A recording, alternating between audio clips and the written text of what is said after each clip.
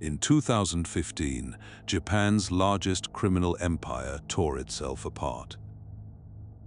It wasn't just a gang war, it was a national crisis.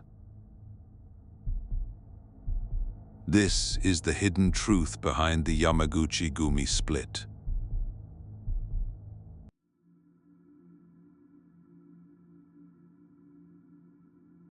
The split did not begin in public. By the time the Yamaguchi-gumi celebrated its centennial in Kobe, the break had already started behind closed doors. On January 25th, a commemorative event was held at the headquarters in Kobe in a festive, ceremonial atmosphere. The banquet hall buzzed with energy as top officials and representatives from friendly organizations gathered to honor the occasion. Sixth-generation leader Tsukasa Shinobu smiled during the toast, celebrating his 73rd birthday amidst festivities and apparent unity around him.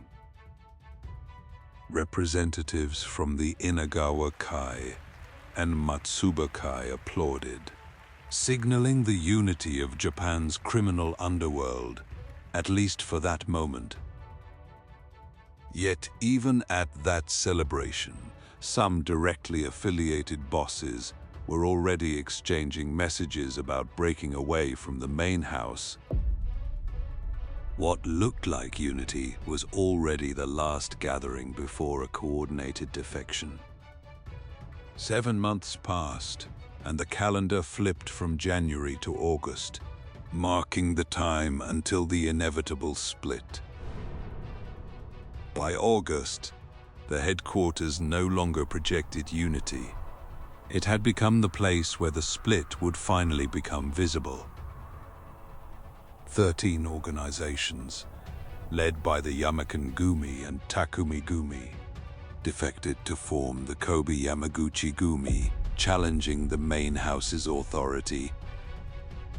Many of the leaders who later joined the split had already been moved out of key Yamaguchi-gumi posts and reassigned to honorary titles with little real authority. The breakaway faction claimed they were the true Yamaguchi-gumi, defying the central leadership with a bold assertion of legitimacy. Inside a secret room, defecting leaders voiced their grievances against the Kodo Kai executive board's authoritarian rule and growing favoritism. Financial demands, known as tribute money, fueled deep dissatisfaction among the organization's core members and regional bosses within it. The meaning of those quiet messages was clear. Groups pushed aside by the Kodo Kai leadership were preparing a collective exit. News of the split sent shockwaves through police headquarters, where officials braced for inevitable violence and reprisals. A sixth-generation official looked grim as he anticipated the bloody consequences of the schism now unfolding within headquarters itself. That ominous warning soon became reality as guns were loaded, signaling the start of armed conflict. In Osaka, rumors of retaliatory attacks spread through the streets, heightening the sense of impending violence across the region. The split was rooted in the conservative traditions of the Yamakan-gumi, a faction that had long dominated the organization's core. Taoka Kazuo, the charismatic leader deified by the organization, remained a symbolic figure even after his death in 1981. Yamamoto Kenichi, the Wakagashira, expected to succeed Taoka, was the organization's most promising heir and its widely accepted successor. Plagued by illness, Yamamoto died in 1982, just a year after Taoka, at the young age of only 55. His sudden death at 55 left a power vacuum that would soon ignite a violent succession war within the organization. In the interim, Tauka's wife, Fumiko, known as the third-generation sister, held the organization together through dangerous uncertainty. With Fumiko's support, Takenaka Masahisa was eventually chosen as the fourth-generation leader after bitter internal maneuvering and compromise.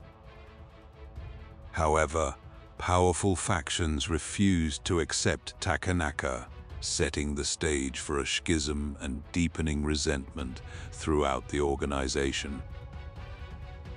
In June 1984, these dissidents formed the Ichiwa Kai, officially splitting from the Yamaguchi-gumi and turning dissent into public revolt. The Yama-Ichi War began, a conflict that would become the bloodiest in Japanese organized crime history for years thereafter. Then Takenaka was assassinated in Suta, Osaka.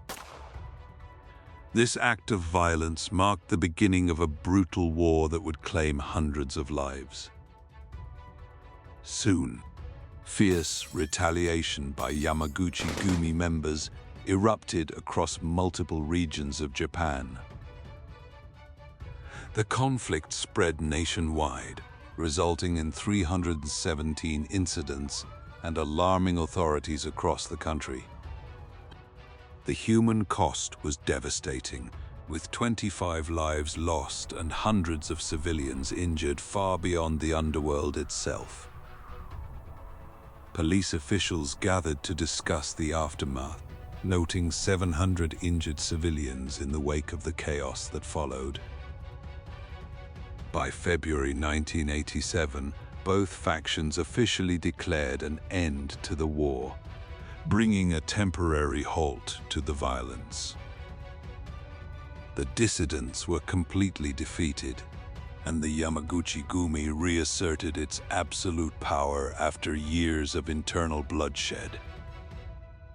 In 1989, Watanabe Yoshinori took over the Yamaken-gumi and ascended to become the fifth-generation leader, reshaping succession politics. Amid the bubble economy, construction sites symbolized the massive influx of money into the underworld during the late 1980s. Some Yakuza leaders, dubbed economic Yakuza, used land development profits to make fortunes in the stock market and beyond. Watanabe's leadership favored the Yamaken-gumi faction, creating a new internal conflict inside the organization and deepening resentment elsewhere. A new slogan spread within the organization. They said that without the Yamaken-gumi, it could hardly be called the Yamaguchi-gumi at all. Leaders from factions outside the Yamaken-gumi grew increasingly frustrated with the shifting power dynamics and blatant favoritism inside headquarters. The Yamaken-gumi headquarters remained the center of personnel power and influence in Kobe, a reminder of the old order that many still defended. By then, the Yamaken-gumi had emerged as the leading force in the race to choose the sixth-generation leader. With the third Yamaken-gumi leader incarcerated, Tsukasa Shinobu succeeded to the sixth generation under a cloud of controversy. Under Tsukasa Shinobu, the Kodokai steadily rose, reshaping the organization's internal hierarchy. In a meeting room, the sixth-generation leadership discussed the growing unrest within the organization as distrust kept spreading internally.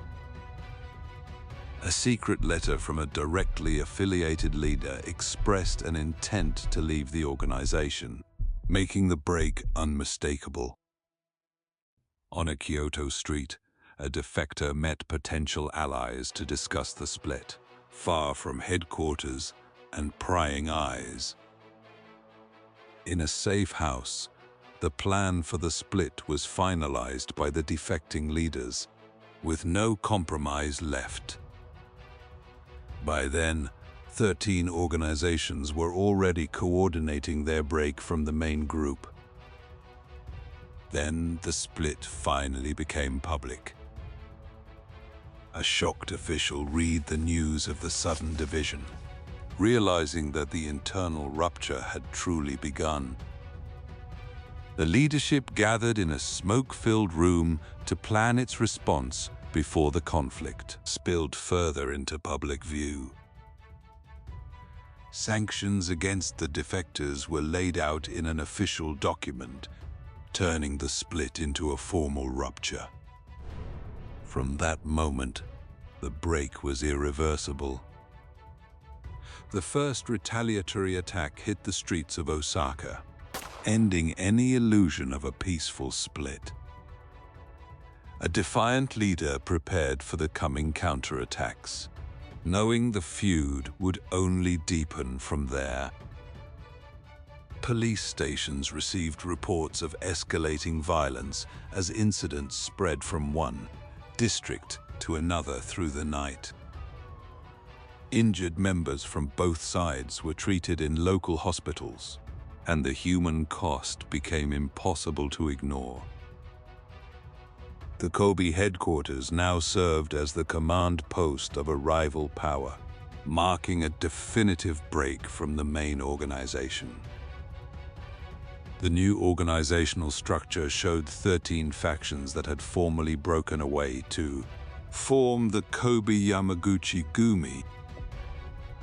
The question was no longer whether conflict would follow, but how far this split would spread when the series moved to its deeper origins.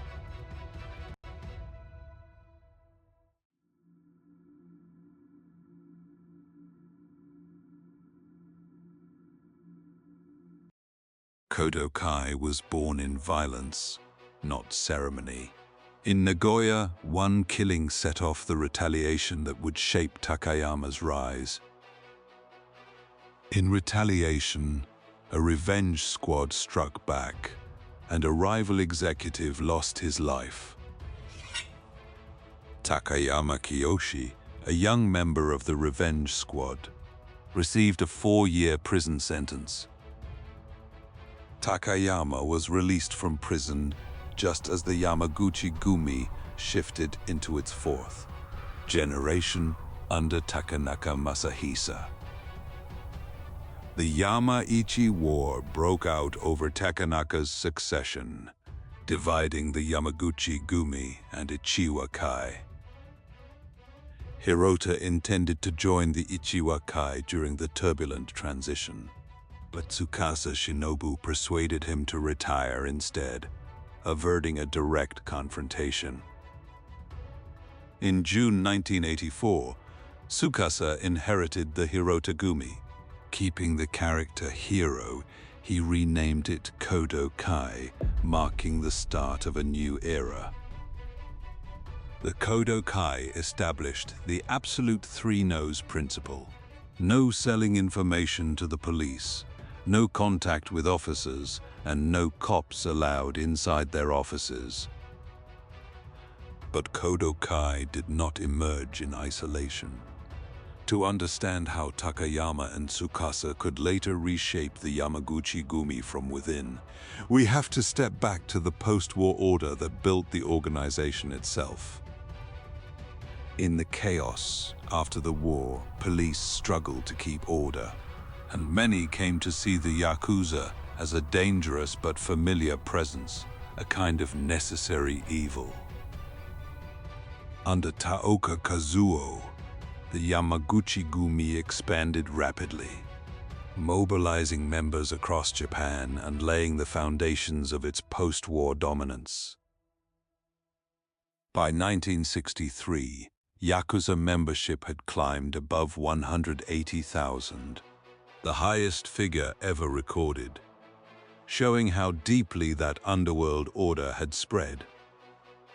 Ahead of the 1964 Tokyo Olympics, police launched the first summit operation, arresting Yakuza leaders nationwide. The crackdown reshaped the underworld that Takayama would soon enter. It was in that changing underworld that young Takayama first gained a reputation as a militant fighter willing to use force. At 20, in the late 60s, he joined the Yamaguchi-gumi's Hirota Gumi in Nagoya. He met Tsukasa Shinobu, and together they began pacifying the chaotic underworld of the Nagoya region. His militant past brought long prison terms and hardened him into a formidable fighter. Police later described a shadowy inner circle known as Jujin Kai, feared for both its reach and its secrecy. Investigators said Jujin Kai gathered extensive personal details on police officers, mapping family ties and even private habits to gain leverage. In one raid, the commander found a photo of his own family waiting at the target office entrance before the search began. Though Jujin Kai may have disbanded, police officials say similar surveillance still continues under Kodo Kai subordinates. In 1984, Takayama Kiyoshi became the Kodo Kai's Wakagashira assistant, a key milestone in his rise through the hierarchy. In April 1989, Watanabe Yoshinori became the fifth-generation leader of the Yamaguchi-gumi, just as the bubble economy reached its peak. As Watanabe took command of the Yamaguchi-gumi main house, the balance between headquarters and rising internal factions began to shift. Supporting leaders Takumi Masaru and Kimoto Saizo stood behind Watanabe, solidifying the alliance that would define the organization's future. In December 1989, the Tokyo Stock Exchange hit a historic peak, marking the zenith of Japan's bubble economy. Amidst this frenzy, Sokaya corporate raiders manipulated stock markets, creating a fertile ground for organized crime. In 1989, Takayama Kiyoshi was promoted to Wakagashira of the Kodo Kai, gaining widespread fame within the Yakuza world. The Kodo Kai's influence inside the Yamaguchi-gumi kept growing steadily. Land disputes and the jiagi business became major sources of profit. As a key figure in the fifth-generation executive body and its Wakagashira, Takumi Masaru emerged as a representative economic yakuza, wielding vast capital to influence the organization. The fifth generation's initial executive body consisted of three key figures who would steer the group's future.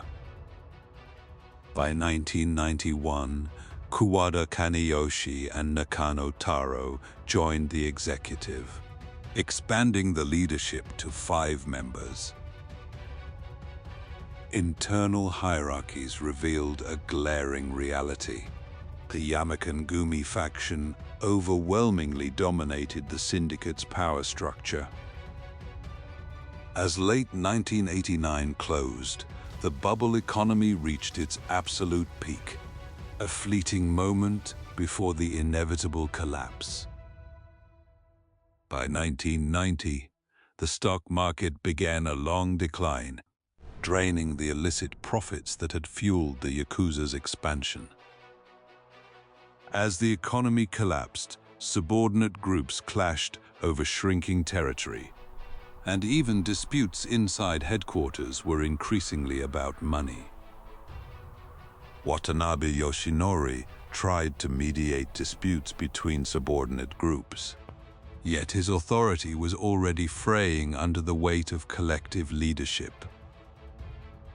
In June 1990, a Kodo Kai member was killed by a Hatani Gumi member in Fukuoka, triggering a cycle of retaliation that soon spread.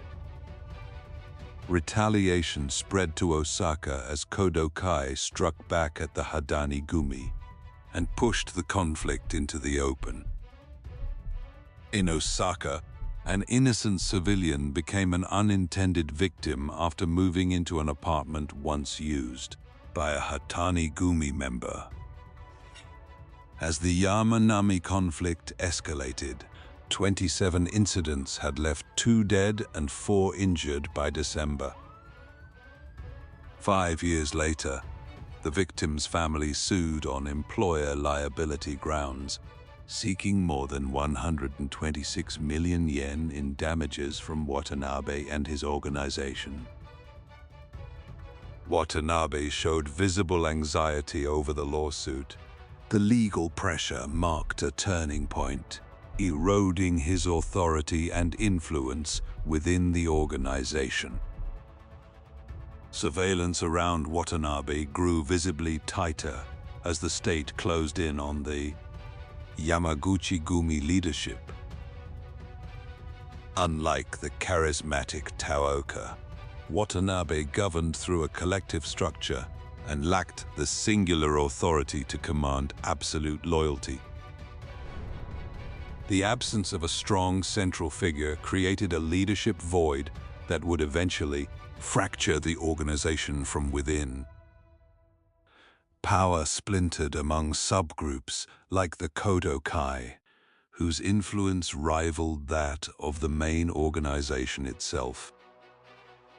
As internal authority crumbled, a new threat emerged in Tokyo. The state was drafting unprecedented laws to target the Yakuza directly. Citizen groups and labor unions protested the law, fearing it would target legitimate organizations alongside criminal syndicates. Even Yakuza wives joined demonstrations against the controversial new law. To clarify the law's intent, police officials insisted on including the term Nawabari to specifically target Yakuza operations. The Cabinet Legislation Bureau objected to the use of non-legal terms, sparking a bureaucratic struggle over the law's wording. Authorities insisted the law targeted only designated organized crime groups, not ordinary citizens. This culminated in the legal concept of the designated crime syndicate, finally securing public approval for a targeted crackdown. Opposition to the law extended beyond Yakuza families. Christian groups and civil organizations issued statements from community halls, fearing ordinary citizens could also be swept in. The law introduced terms meant to define Yakuza conduct. One was yubitsume, cited as a marker of the underworld's internal discipline. As the law restricted their income sources, smaller Yakuza groups could no longer survive. Many filed for dissolution, marking a significant shift in the criminal landscape. In February 1992, a representative from an Osaka gang formally submitted dissolution papers to the police, citing the new law as the catalyst for their decision. On paper, groups were dissolving. In practice, many were being absorbed by giants like the Yamaguchi Gumi, concentrating power into a few dominant families. That new concentration would soon make loyalty far more dangerous.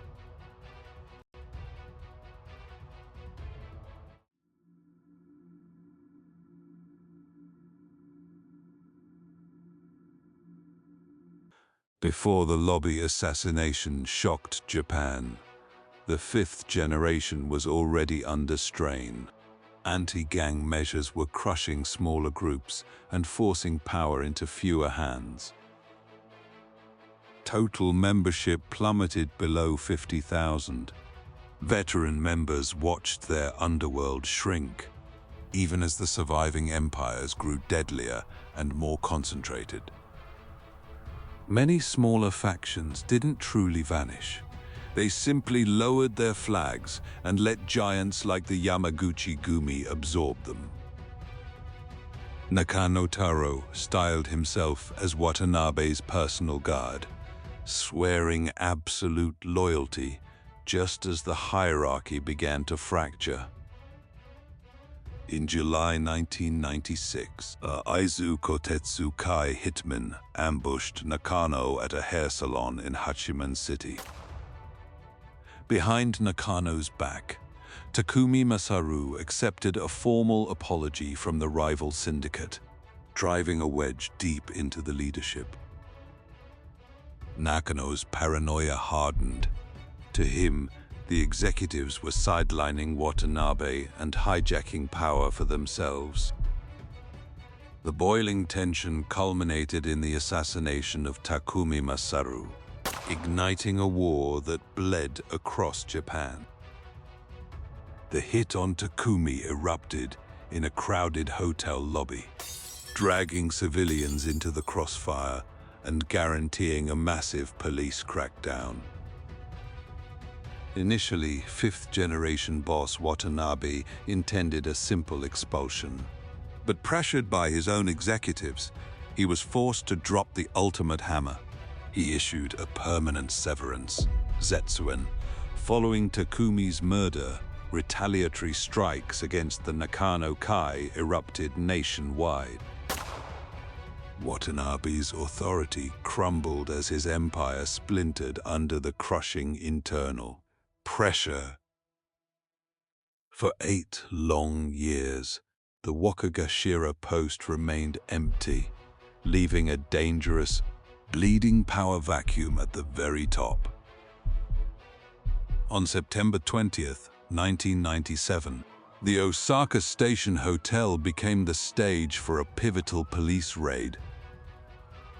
At the entrance, police swarmed Takizawa Takashi and Tsukasa Shinobu, launching an immediate search. Investigators uncovered handguns hidden by the bodyguards. Arrests followed instantly. In the chaotic scuffle, Takizawa and Tsukasa slipped right through the police cordon. 5 bodyguards were arrested on the spot for weapons violations. As illegal guns kept surfacing and civilian casualties mounted, public outrage boiled over.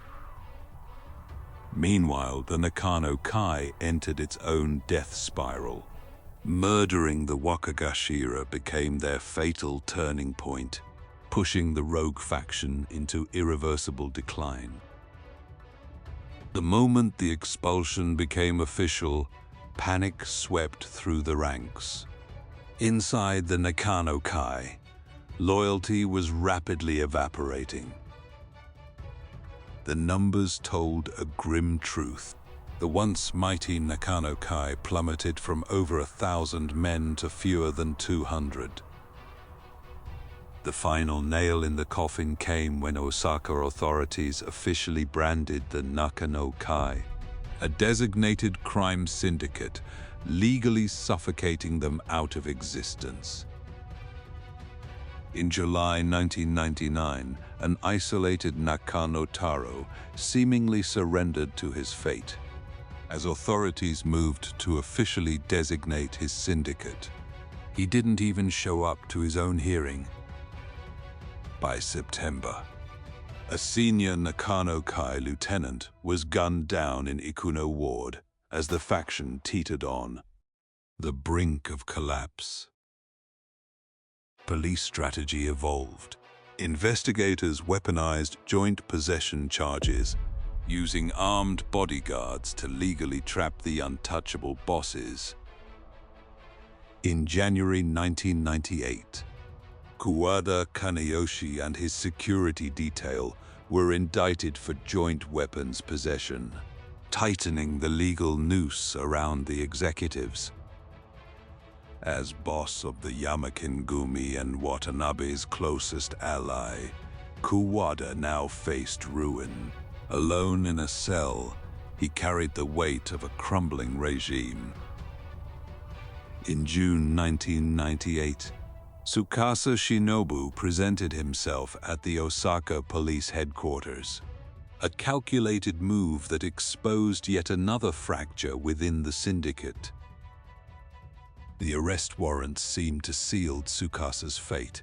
Charged with joint possession, he was dragged deep into the crushing machinery of the law. Yet Tsukasa posted a staggering 1 billion yen in bail, gathering signatures from across Japan, a chilling display of the organization's financial reach. His legal nightmare had begun a year prior. Following the 1997 hotel raid, these weapons charges put the syndicate's ultimate defenses to the test. While Tsukasa fought in the courtroom, Takayama ruthlessly managed daily operations on the streets, consolidating power for the coming transition.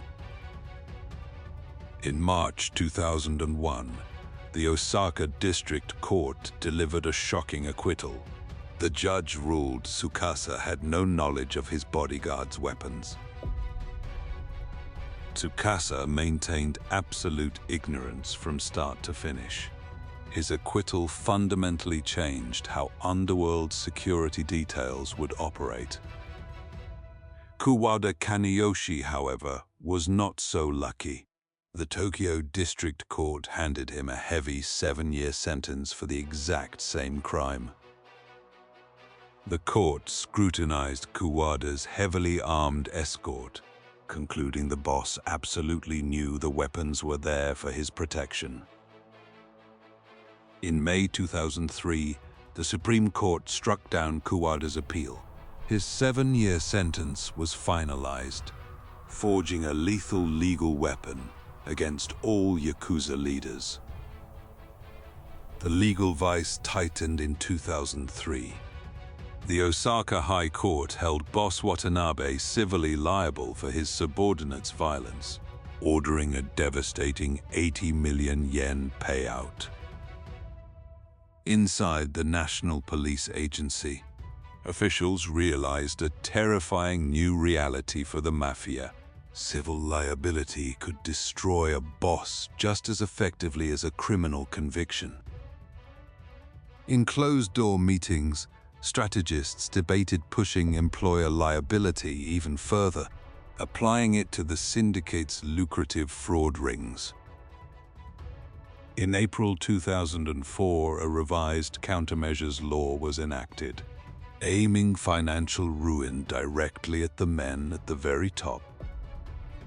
A police executive laid out the lethal logic. If lower ranks operated under the boss's crest, the boss paid the price.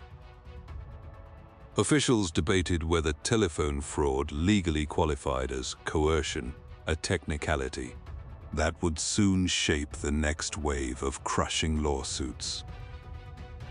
Increasingly, the state treated the Yakuza emblem itself as proof of an ironclad command, chaining leaders to the crimes of their foot soldiers. Inside headquarters, the Golden Daemon family crest hung proudly on the wall. But this emblem of absolute power had suddenly mutated into a legal bullseye on the boss's back. The judicial logic was brutal and clear. Boss Watanabe was held personally liable as the employer in a hit against a Kyoto police officer. The court ordered Watanabe and his lieutenants to jointly cough up 80 million yen in damages. In November 2004, the Supreme Court crushed Watanabe's final appeal, cementing the landmark ruling on employer liability. The ruling officially recognized his absolute command over subordinate factions, weaponizing the very name Yamaguchi-gumi against its master. The court exposed a rigid hierarchy where tribute money flowed endlessly upward, proving his influence corrupted every single layer of the syndicate. Judges concluded that turf wars were not accidents, but inevitable business operations fueled by the constant threat of violence. In a chilling supplementary opinion, the chief judge declared that gang wars were literally the boss's business, a damning verdict for Watanabe. Following the Supreme Court's rejection, Watanabe's mental state rapidly deteriorated. The crushing weight of endless civil lawsuits shattered his once untouchable composure. As the broken boss retreated under the cold, calculating gaze of his top executives, a massive power vacuum opened inside headquarters. Days later, an emergency council of direct bosses convened. The air inside headquarters was thick with tension and paranoia. Watanabe abruptly announced he was stepping back to rest. In his absence, the hungry executives seized control via a joint council. Speculation exploded over who would claim the throne as the sixth-generation king. Succession became the absolute obsession of the Japanese underworld. Beyond the internal mutiny, Watanabe still faced relentless civil litigation from the family of a civilian killed during the Yamanami War. Though that lawsuit ended in a quiet settlement, Watanabe was permanently broken by the ordeal, his absolute authority reduced to ashes. Meanwhile, far from the chaos of Osaka, Takizawa had spent years hiding like a ghost in the mountains of Tochigi Prefecture. Acting on fresh intelligence, tactical units silently converged on Takizawa's suspected mountain hideout. Cornered at last, Takizawa surrendered without a fight, bringing his desperate, years-long flight to a quiet end at Kuroiso Station. Takizawa's flight was over, and with it, another chapter of the old order closed. The brutal struggle to dominate the next era had already begun.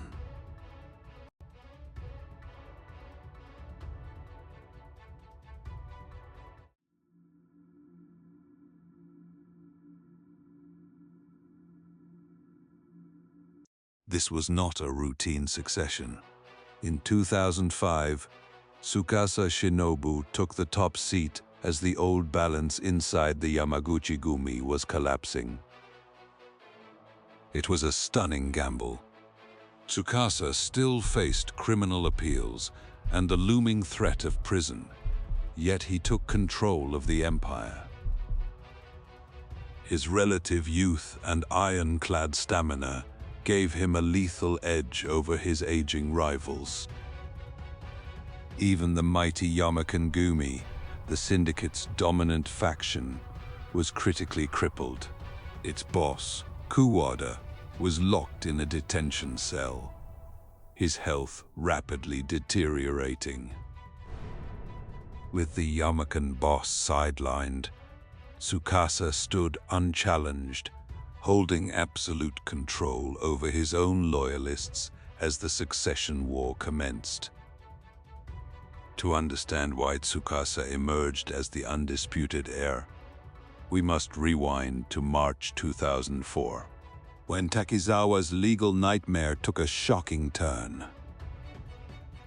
Prosecutors demanded 10 years, but when the gavel finally fell, a single verdict echoed through the underworld: not guilty. The court's logic was dangerously simple. Takizawa had used his real name at hotels and displayed no signs of a strict security detail. He was even seen receiving a massage with his hotel door wide open, proof of a man completely exposed. Surveillance caught him leading his group on casual outings, shattering the prosecution's claim of a heavily armed escort. He even walked to the barbershop alone. This acquittal lit a beacon of hope for Tsukasa Shinobu, signaling that he too might beat his pending charges. By contrast, a defeated Nakano Taro announced his retirement in 2005, dissolving the Nakano Kai and burying a turbulent bloodline. As the fifth-generation era bled out, the Nakano Kai's erasure removed yet another rival from the chessboard. The Nakano Kai was gone, and its quiet death revealed just how violently the balance of power had shifted inside headquarters. Kobe entered a ruthless new phase. The old factional order was dead, and the battle to forge the next regime had already begun. The moment Tsukasa took the throne, Takayama seized the Kodo Kai. Within months, he ascended to Wakagashira, the absolute second-in-command of the sixth-generation empire. Together, Tsukasa and Takayama tightened the Kodo Kai's iron grip over the executive board, aggressively rewriting the syndicate's future. What emerged from the ashes was the new Yamaguchi-gumi, a brutal, top-down dictatorship designed to centralize authority, crush dissent, and chain the entire command structure to Tsukasa and Takayama. Potential rebels were systematically purged. Personnel control had become the new regime's deadliest weapon. Takayama seized total operational control. His rapid ascent marked the exact moment the new regime hardened into a dictatorship. The headquarters transformed into a massive collection point. Extorted monthly dues now fed the expanding, hungry machinery of the sixth generation. Monthly dues skyrocketed to a staggering 1 million yen, choking the financial life out of subordinate groups. Boxes of mineral water began piling up at office entrances, a seemingly mundane delivery that masked a suffocating pressure from above. Inside storage rooms, mountains of overpriced water and rice piled up to the ceiling, a physical monument to the burden forced upon the men. To veteran bosses, these forced sales were an insult, a mandatory second tribute, siphoning their cash directly to the top. The scheme was a mafia tax in plain sight. Those unnatural stacks of daily goods proved that economic extortion was now the new law. This second tribute system took root, relentlessly forcing factions to buy their own survival through water and rice. Massive factions like the Yamakin-gumi were crushed under the enormous financial weight of this compulsory racket. Takayama enforced the policy with zero tolerance, tightening a financial noose around the entire syndicate. He weaponized this economic pressure to consolidate absolute power, lavishing rewards on the loyal and starving the dissenters.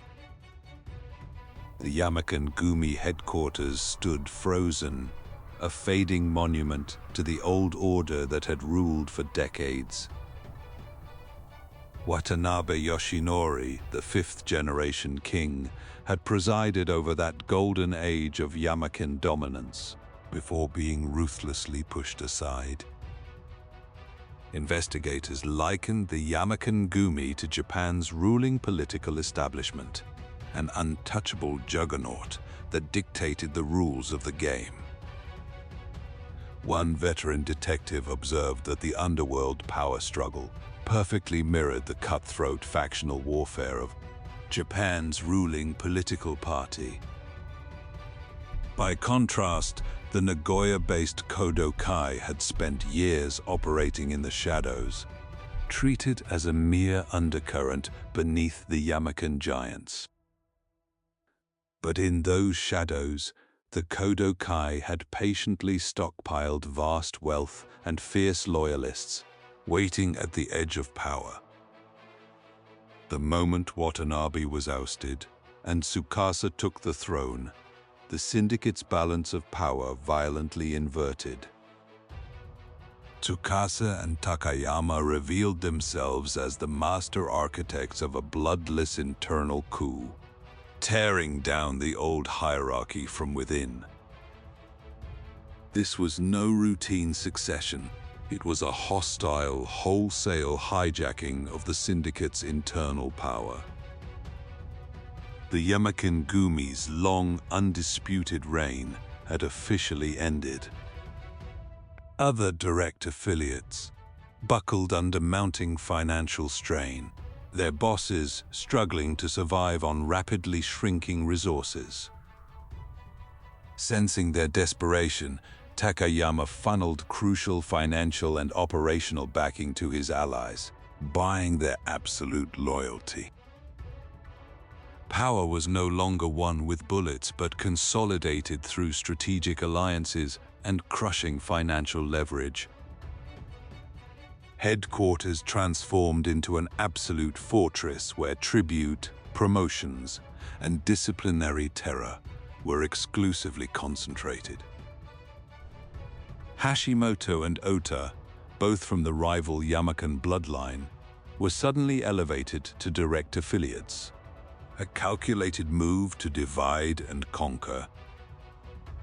Police intelligence noted how these surgical promotions systematically hollowed out the Yamaken-gumi's influence. Under Takayama's new order, Yamaken subordinates were continuously poached and elevated, deliberately bypassing the old chain of command. Simultaneously, the sheer volume of tribute flowing upward exploded, proving the terrifying efficiency of the new regime's financial grip. Takayama was widely recognized as the ruthless mastermind behind this personnel strategy, permanently crippling his internal rivals.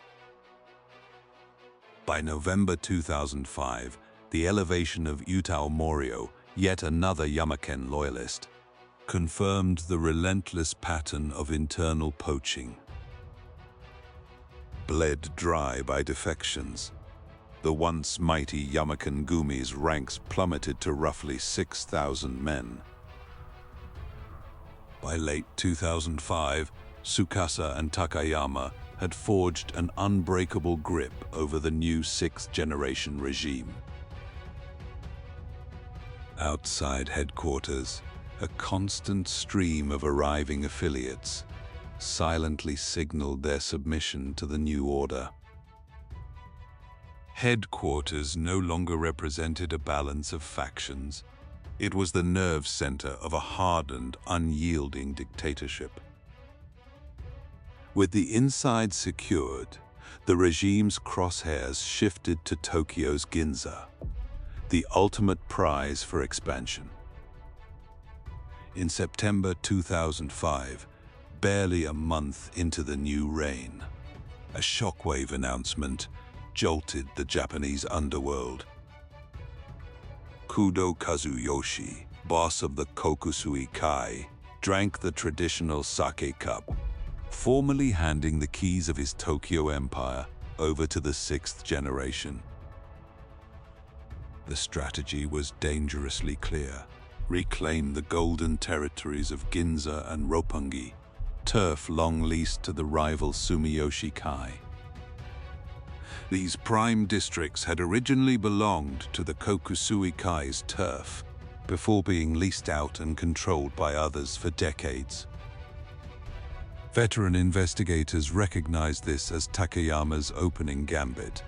The iron order he built in Kobe was about to unleash war in Tokyo and far beyond.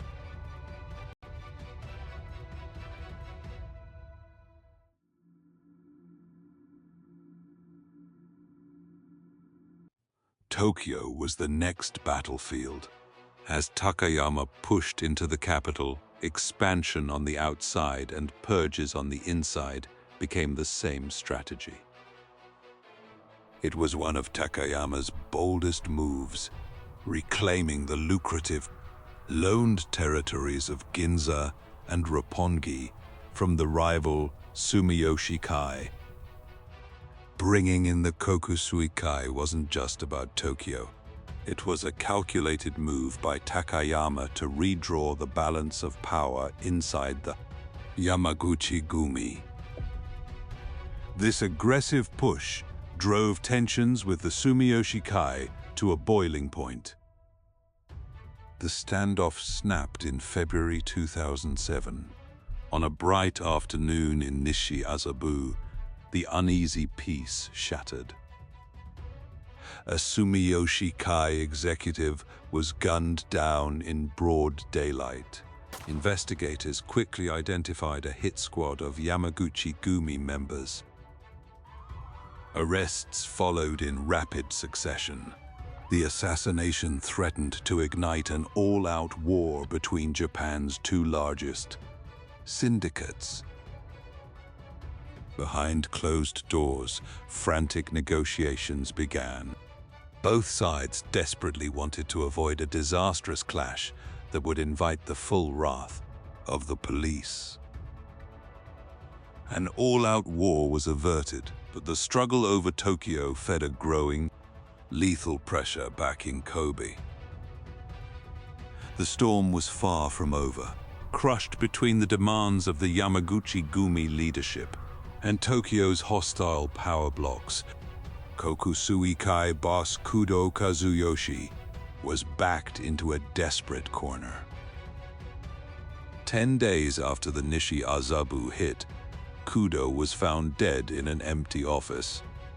The underworld was stunned. His death was widely seen as the fatal result of the immense pressure surrounding Tokyo's loaned territories. Investigators viewed the tragedy as direct collateral damage from the Yamaguchi-gumi's ruthless push into Ginza and Roppongi. The advance into Tokyo exacted a heavy toll in blood, but it cemented the Yamaguchi-gumi's first true stronghold in the capital. Despite mounting police pressure, overall Yakuza membership briefly spiked in 2002 before beginning a terminal decline.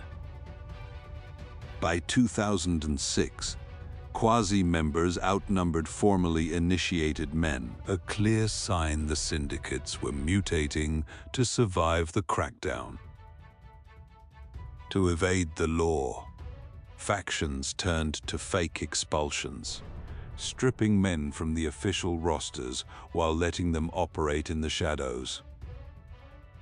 In June 2007, the Japanese government adopted strict guidelines to shield legitimate businesses from anti-social forces. Officials finalized policies placing a heavy social mandate on corporations to actively purge these syndicates. The guidelines delivered a clear mandate. Companies had to build strict internal firewalls against any relationship with the underworld. Police authorities broadened the definition of anti-social forces to encompass political thugs and right-wing front groups. Compliance officers across corporate Japan frantically scrutinized contracts, severing any remaining ties to designated groups. Corporate boardrooms that once quietly tolerated back-channel deals slammed their doors, shut on the Yakuza. At the entrances of modern office towers, security firmly turned Yakuza members away. While the Tokyo campaign advanced, another battle raged inside headquarters. The same ruthless leadership driving external growth was now orchestrating severe internal purges. Goto Tadamasa had spent years climbing the ranks, weaving a dense, powerful web of executive influence around himself. A direct boss since the fourth-generation era, Goto rose to the top ranks, earning fame as a premier economic Yakuza. His faction's fearsome reputation was cemented by the brutal 1992 attack on film director Itami Juzo. Rumors claimed his wealth even included a massive personal stake in Japan Airlines, a testament to his staggering financial prestige. That wealth mattered. Goto's influence rested not merely on violence, but on elite access and bottomless capital. But scandal struck when a tabloid exposed a lavish birthday party hosted for the untouchable boss. The spectacle exposed just how far Goto's faction had drifted from the strict, austere discipline the new regime demanded. Even after the exposure, Goto began skipping mandatory meetings at the Yamaguchi-gumi headquarters. As Goto's absences piled up, Takayama's patience evaporated. The internal verdict was sealed. A draft expulsion order proved the issue was no longer Goto's prestige, but Takayama's absolute demand for obedience. Executive meetings narrowed to a single lethal question. Would Goto submit, or would Takayama make an example of him? Police investigators carefully mapped the shifting hierarchy, tracking the silent war between Goto and Takayama. Goto's men faced a brutal calculation: stay loyal and risk the purge, or cut ties and survive. An unauthorized golf tournament provided the perfect, formal pretext to expel Goto's faction from the syndicate. Takayama addressed the executive board with a cold, controlled demeanor, permanently tightening his grip on power. The mighty Goto-gumi was dismantled and split into smaller factions, a lasting testament to the internal purge. Goto's empty headquarters stood as absolute proof of the purge. A massive financial and military base had been completely erased. Meanwhile, Police Chief Ando announced a sweeping operation targeting the Kodokai, signaling a massive escalation by the state. The operation locked its crosshairs directly on Kodokai leadership and its key affiliates. Police no longer viewed this as a single raid. It was the beginning of a relentless, long-term campaign to crush the Kodokai. Dissent carried a heavy price. In October 2008, Ota Morimasa was expelled for openly criticizing the leadership's treatment of Goto. Ota declared the rot went beyond Goto, fiercely condemning Takayama's practice of extorting affiliated groups through daily goods. He reportedly fired back directly at Wakagashira Takayama, shouting, "We're not running a general store." Otia and several allied bosses held a meeting critical of the executive board. Takayama treated it as mutiny. Otia was expelled, and the others were severely punished or confined. As funds dried up and loyalties fractured, the Tokyo expansion and the internal purges revealed themselves as two sides of the exact same dictatorship. Simultaneously, the legal noose tightened. A Fourth Amendment expanded liability to include any funding gathered under organizational coercion. From 2004 to 2008, a relentless series of amendments systematically choked off organized crime financing.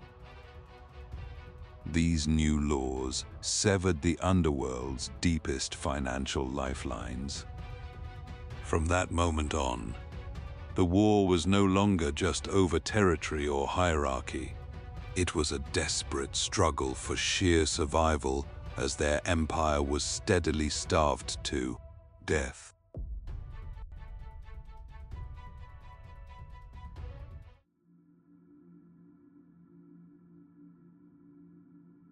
The war changed when Japan stopped fighting for turf and started attacking the money. In Fukuoka, the state tested the strategy that would later close in on Takayama. Brazen attacks on construction firms and civilian businesses forced local authorities to finally draw a line. Government officials scrambled to contain the violence, terrified that the escalating turf wars would permanently cripple investor confidence. In April 2010, Fukuoka enacted a devastating Yakuza exclusion ordinance, specifically designed to choke off the syndicate's financial lifeblood. Business owners were terrified of being labeled violators, a legal black mark that would instantly sever bank ties and ruin their livelihoods.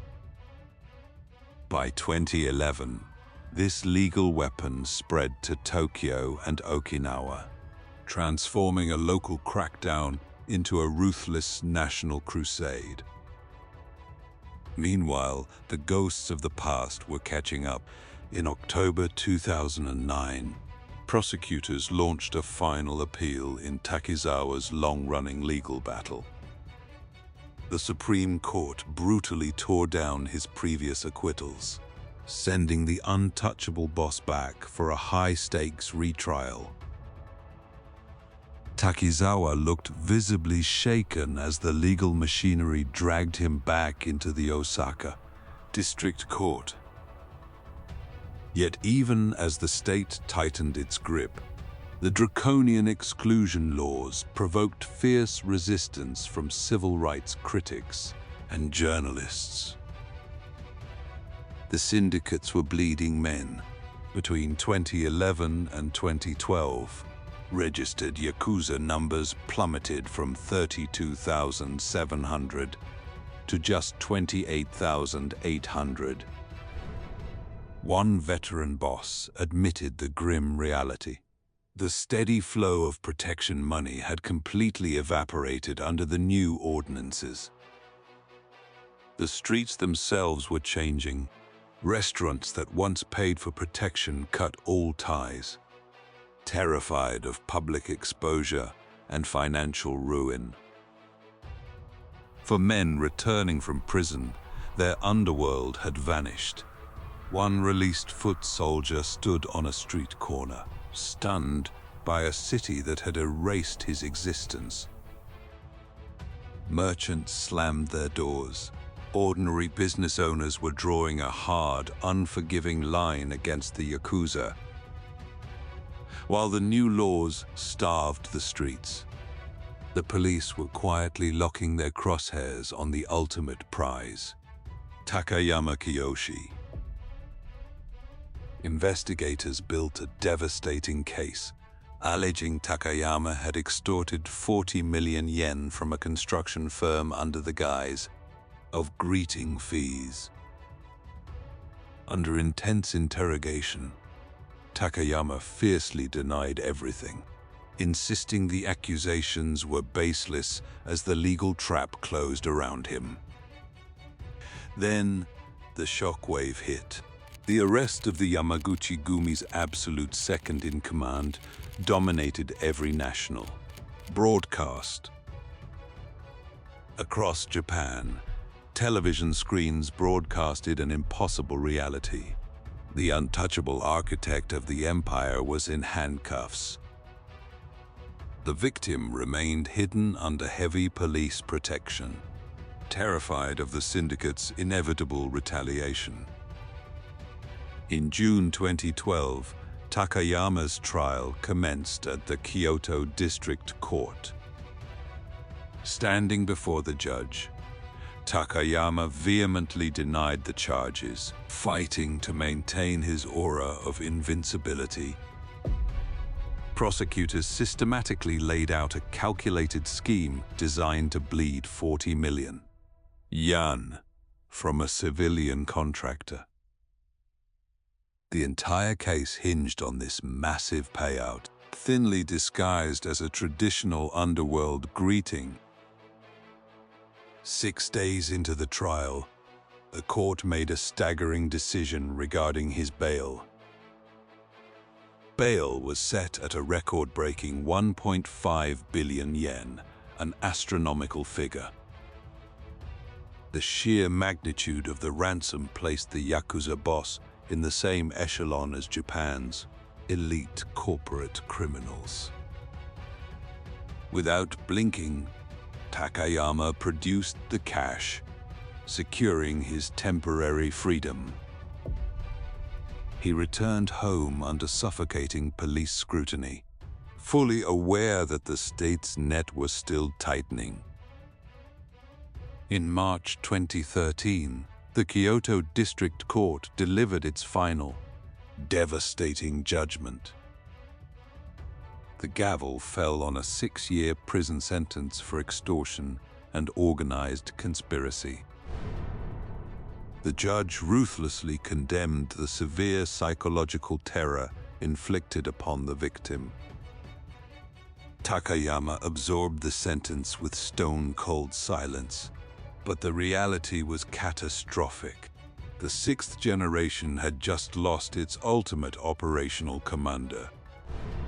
The court officially branded Takayama and his enforcers as a coordinated extortion ring. The conviction sent violent tremors through the very core of the Yamaguchi-gumi hierarchy. Takayama was dragged back behind bars, leaving his empire behind. Smelling blood, the police immediately ramped up pressure on the surviving leadership. His removal tore open a massive, bleeding power vacuum at the absolute summit of the organization. The physical headquarters still stood, but the syndicate was now navigating blindly without its ruthless architect of discipline. Deep fractures in the executive board exposed just how dangerously fragile the empire had become. Desperate senior figures scrambled to steady the faltering hierarchy, but the internal balance of power was already warping. Simultaneously, authorities systematically froze the syndicate's financial networks. Police no longer needed a high-profile arrest to dismantle a group. Outwardly, the Kobe headquarters remained an imposing fortress. Inside, paranoia and disorder was spreading like a virus. Locked in his cell, Takayama could do nothing but watch from the shadows as his carefully constructed order was tested.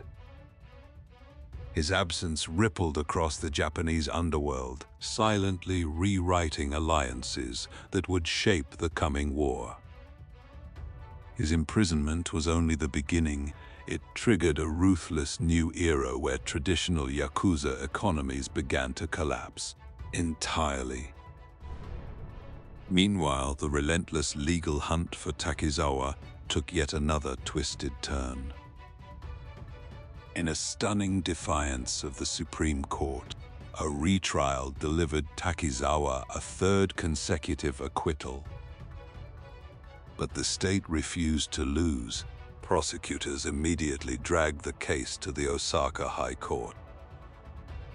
There, the High Court crushed the acquittal, trapping the aging boss in an endless cycle of legal purgatory. By 2011, the exclusion ordinances had blanketed the entire nation, suffocating every single syndicate in Japan. Inside tense government meeting rooms, officials plotted even deadlier strategies to eradicate anti-social forces. These new strategies transformed localized crackdowns into a nationwide siege. Now, Kobe and every major underworld stronghold was staring down the barrel of total financial ruin. The countermeasures law was weaponized through 5 aggressive revisions, methodically severing the Yakuza's cash flow. In 2012, police commanders deployed new designated group regulations, granting themselves unprecedented legal firepower. For decades, the underworld had feasted on illegal gambling and classic street-level extortion. Before the crackdown, greeting fees flowed smoothly through VIP rooms, treated as just another cost of doing business. The new laws specifically targeted this gray zone, criminalizing the very act of using a syndicate's name to settle debts or disputes. For the syndicates, the transition was lethal. Hustling cash without triggering an immediate arrest had become practically impossible. With every legal amendment, the noose tightened. Vague guidelines were forged into ironclad arrest warrants. Starved of traditional rackets, desperate syndicates were forced into darker, invisible crimes. This desperate pivot would soon rewrite the rules of the underworld. State pressure had successfully driven the violence off the streets, but it hadn't killed the beast. It merely forced the Yakuza into a colder, invisible, and far more dangerous evolution.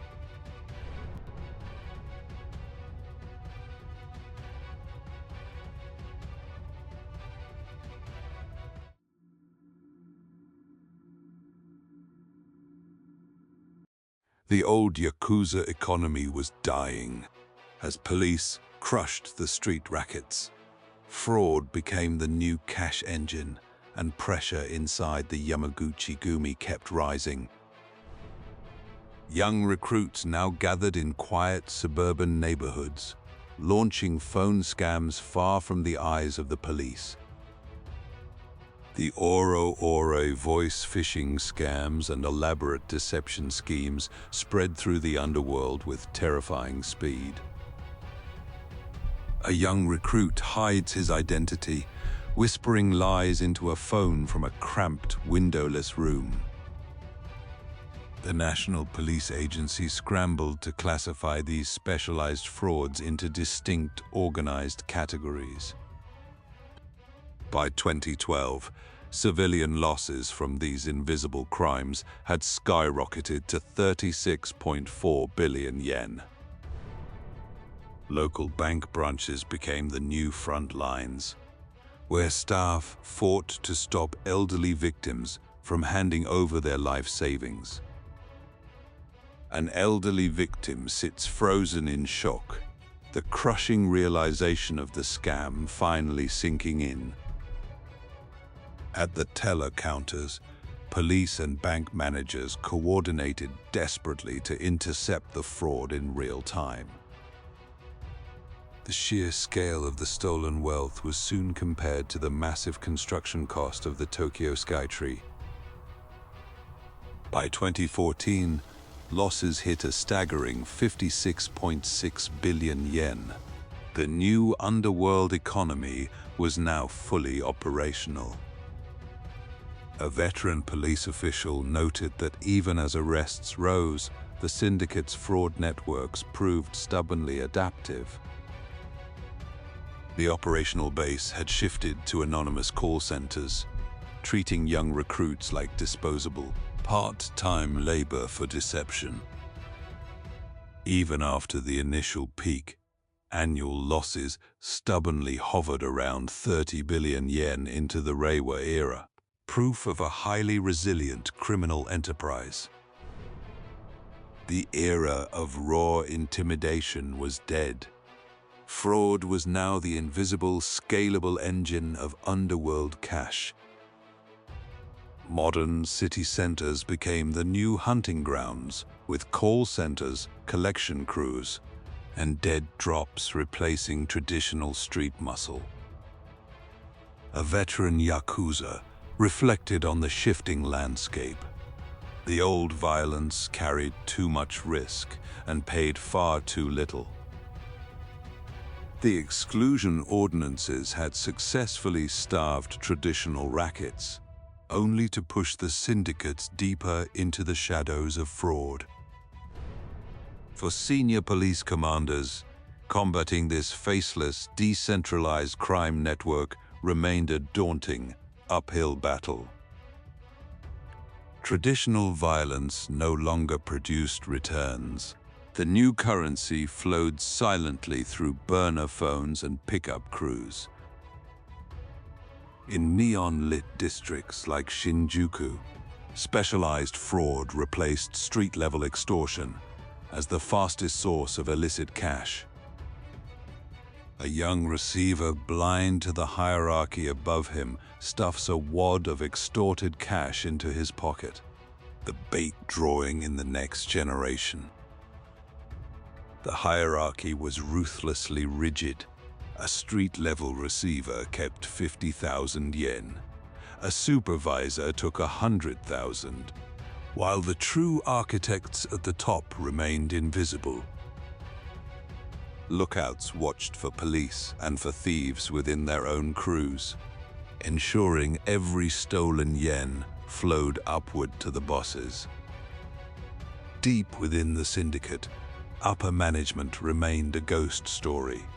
The lower ranks knew only their immediate handlers, never the faces at the summit. Police frequently arrested the street-level receivers, but with the chain of command severed, investigations constantly hit dead ends. Competition over this massive wealth inevitably turned violent. In Shinjuku, Yamaguchi-gumi and Sumiyoshi-kai factions engaged in bloody brawls over fraud territory.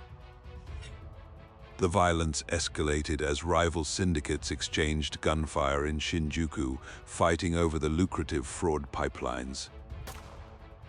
As police squeezed the fraud networks, the desperate scramble for income pushed the syndicates into even darker underground markets.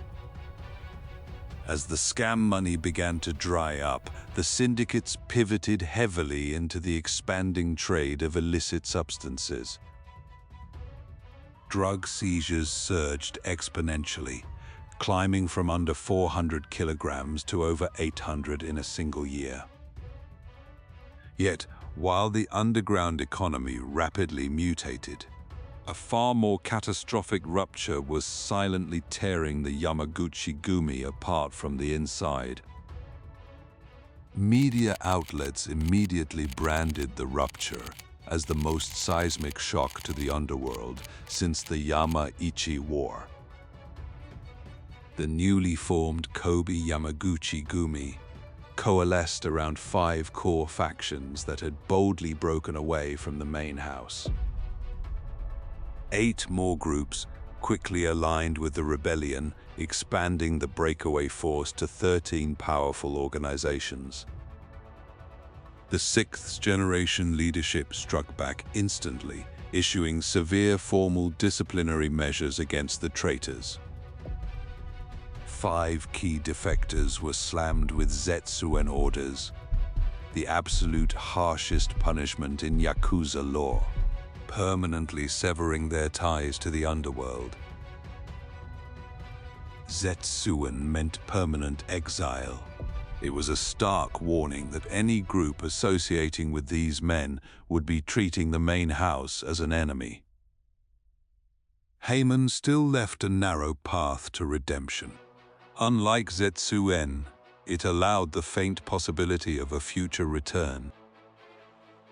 Takahashi Hisao became one of the most prominent figures hit with a Hamon order during the chaotic split. Notices of Zetsuen were aggressively circulated across all other Yakuza syndicates, drawing a hard, unforgiving line around the defectors. Any contact with the expelled figures was officially declared an act of war, spreading the danger far beyond the initial rupture. The split instantly hardened into an irreversible standoff as both sides formalized their battle lines. By the time the defection became public knowledge, Kobe was already bracing for a conflict that would inevitably spill into the streets. In the Yakuza world, the exchange of sake cups signifies an unbreakable bond. Severing that ritual tie is the ultimate betrayal. At a tense press conference, a senior police official confirmed that authorities were treating the split as a maximum-level threat. The bloody memory of the Yamaichi War dictated every police response protocol. In Tokyo, an emergency summit of violence suppression chiefs was urgently convened. Any hint of retaliation had to be reported instantly, proof of how desperately authorities feared a nationwide chain reaction. Chief Cabinet Secretary Yoshihide Suga took the podium, declaring public safety the government's absolute priority. Even quiet residential neighborhoods were reclassified as potential combat zones as the split solidified. The underworld map fractured overnight. The war between the Yamaguchi-gumi and the Kobe Yamaguchi-gumi ripped open a massive power vacuum. A sense of urgency gripped police headquarters. Officers mobilized rapidly as the shockwaves of the split hit the streets.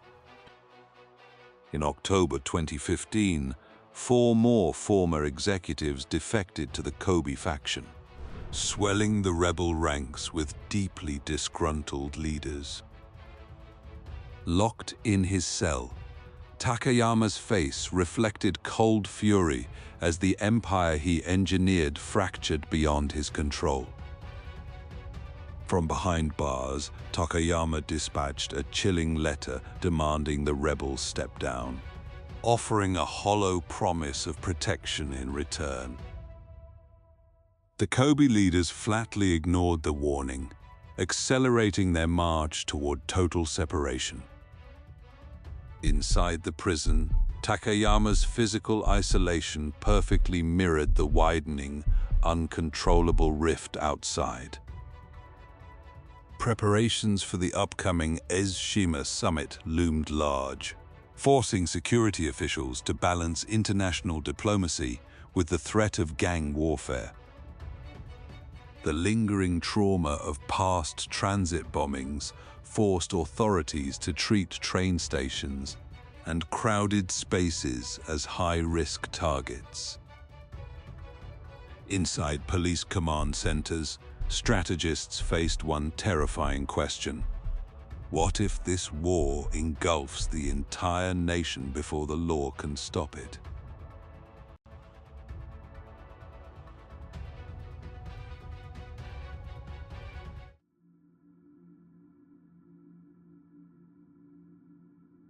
By 2016, this was no longer just a Kobe feud.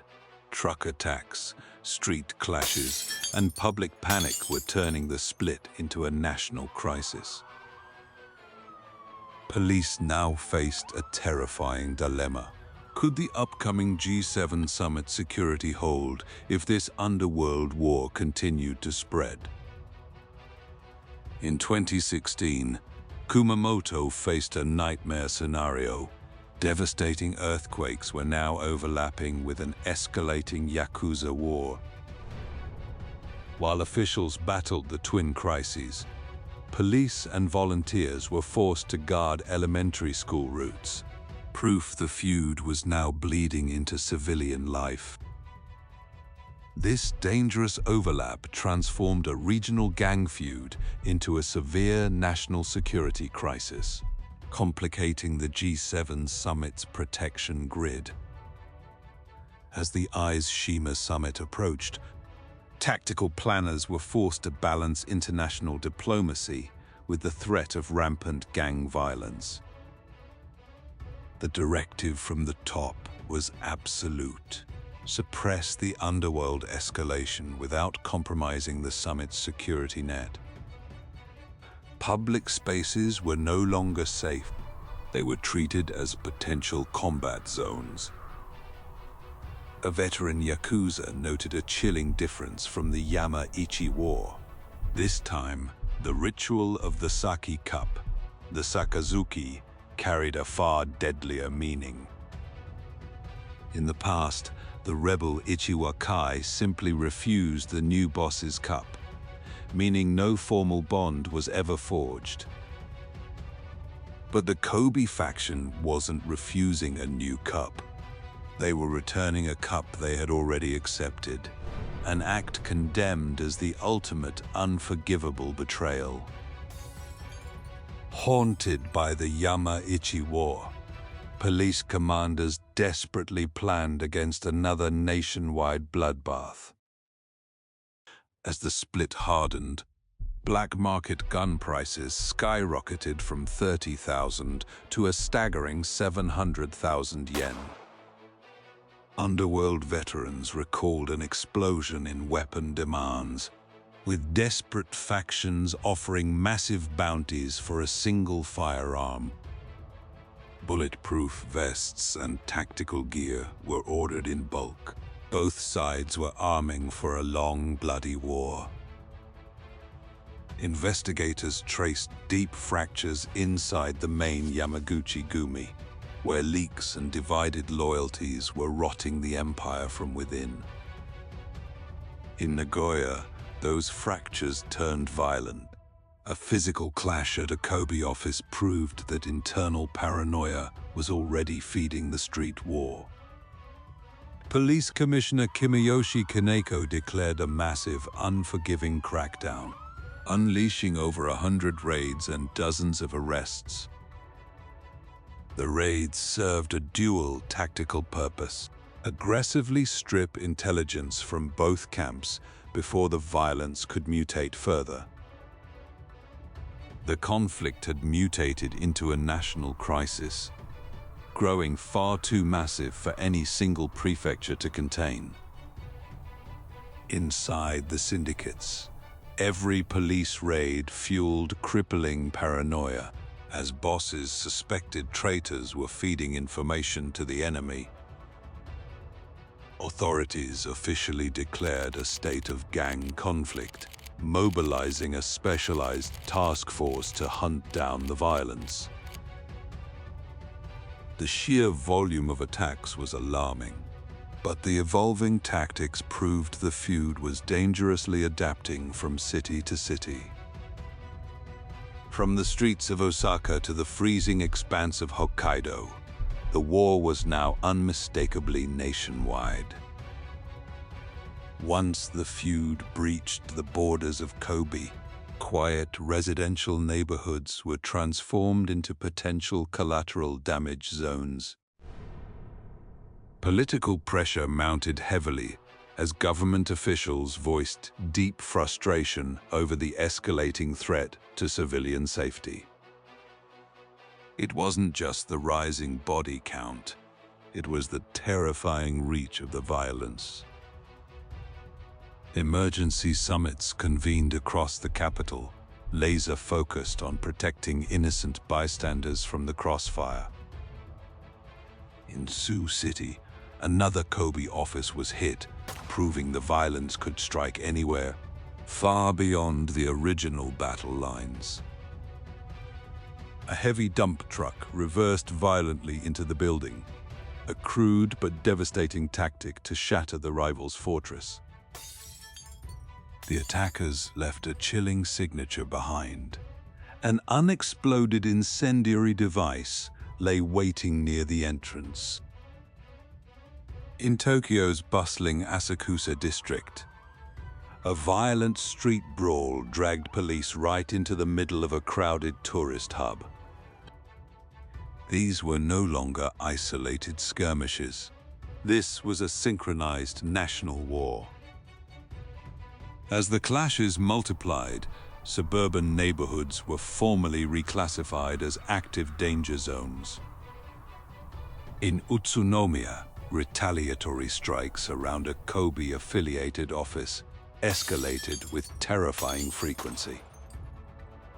A vicious brawl in the streets of Utsunomiya forced riot police to lock down the area. The blueprint of the war was unmistakable. Office rammings, street clashes, and civilian spillover were repeating in every region. The burden was crushing. Riot police and detectives were being urgently diverted across multiple prefectures to plug the bleeding. The contrast was surreal. Citizens walked busy streets that police were secretly treating as active kill zones. Commanders were forced to draft protection grids, not just for police stations, but for school routes, shopping malls, and transit hubs. The violence pushed into Takasaki, placing yet another Kobe-affiliated office squarely in the crosshairs. This attack confirmed a grim reality. Geography and local lineage no longer mattered in this ruthless war. A massive street clash in Takasaki triggered an immediate tactical response, signaling a dangerous nationwide escalation. When the violence finally reached Asahikawa, police could no longer dismiss it as a localized Kansai problem. Northern prefectures were now bleeding manpower to fight a war that had ignited hundreds of miles to the south. Command centers anxiously monitored the deployment of riot police, terrified the syndicate war was draining the nation's security resources. Legally, the sixth generation was already a designated target. The Kobe faction was not. The new Kobe syndicate ruthlessly exploited this massive loophole in the anti-gang regulations. For months, the heavily armed Kobe faction sat in a legal gray zone, treated by the law as little more than a voluntary club. Past cases proved that legally designating a splinter group could trap the state in over a year and a half of red tape. To officially brand them a violent syndicate, police had to prove three elements. They needed evidence of coercive funding, criminal records, and a rigid pyramid hierarchy. Identifying and documenting every defector in the new empire was a bureaucratic nightmare with no quick solution. This legal delay carried a fatal cost. In Saga Prefecture, an innocent civilian was gunned down before the state's net could finally close.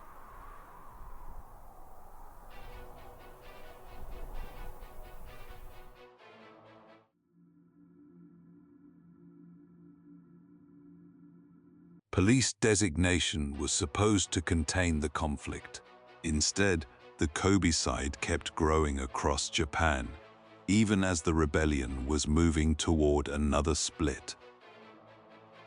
By then, the breakaway group had expanded across 36 prefectures, gathering nearly 2,700 members under its new banner.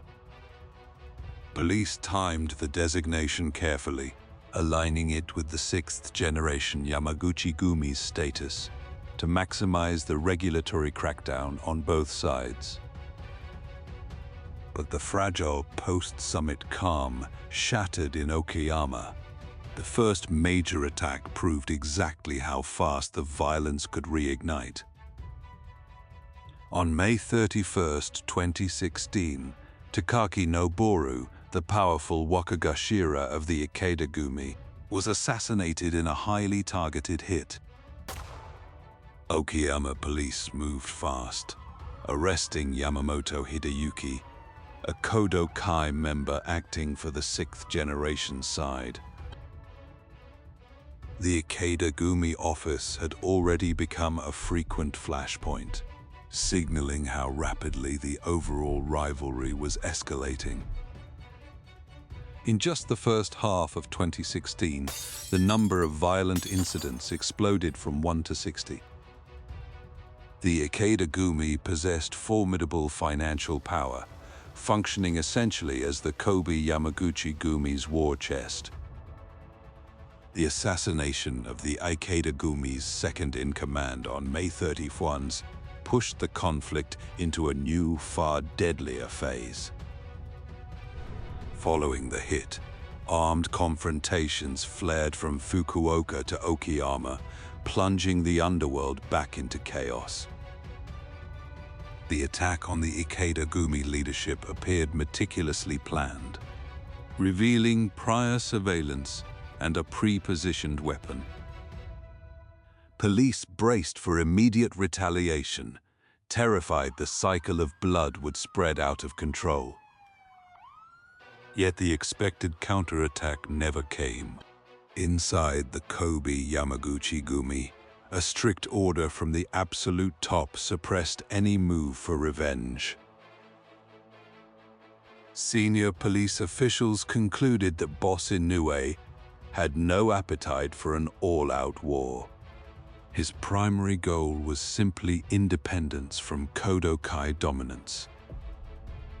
By the time news cameras gathered in Amagasaki, investigators already suspected that the Kobe side itself was fracturing. At the entrance to the press hall, cameras captured the public unveiling of yet another rebel faction breaking away from Kobe. Ikeda Koji stepped forward, officially announcing the formation of the Ninkyo Dantai Yamaguchi Gumi, openly defying Kobe's leadership. From the podium, Ikeda ruthlessly denounced the Kobe Yamaguchi Gumi, blaming crushing financial demands and authoritarian control for the split. The new splinter group shocked the underworld by declaring it would abandon the traditional sake-sharing ceremony, casting off a sacred core ritual. Oda Yoshinori, the Kobe Yamaguchi Gumi's acting Wakagashira and former deputy head of the Yamakan Gumi, remained conspicuously out of public view. Even after the bold announcement, police struggled to determine how much actual firepower the new organization commanded.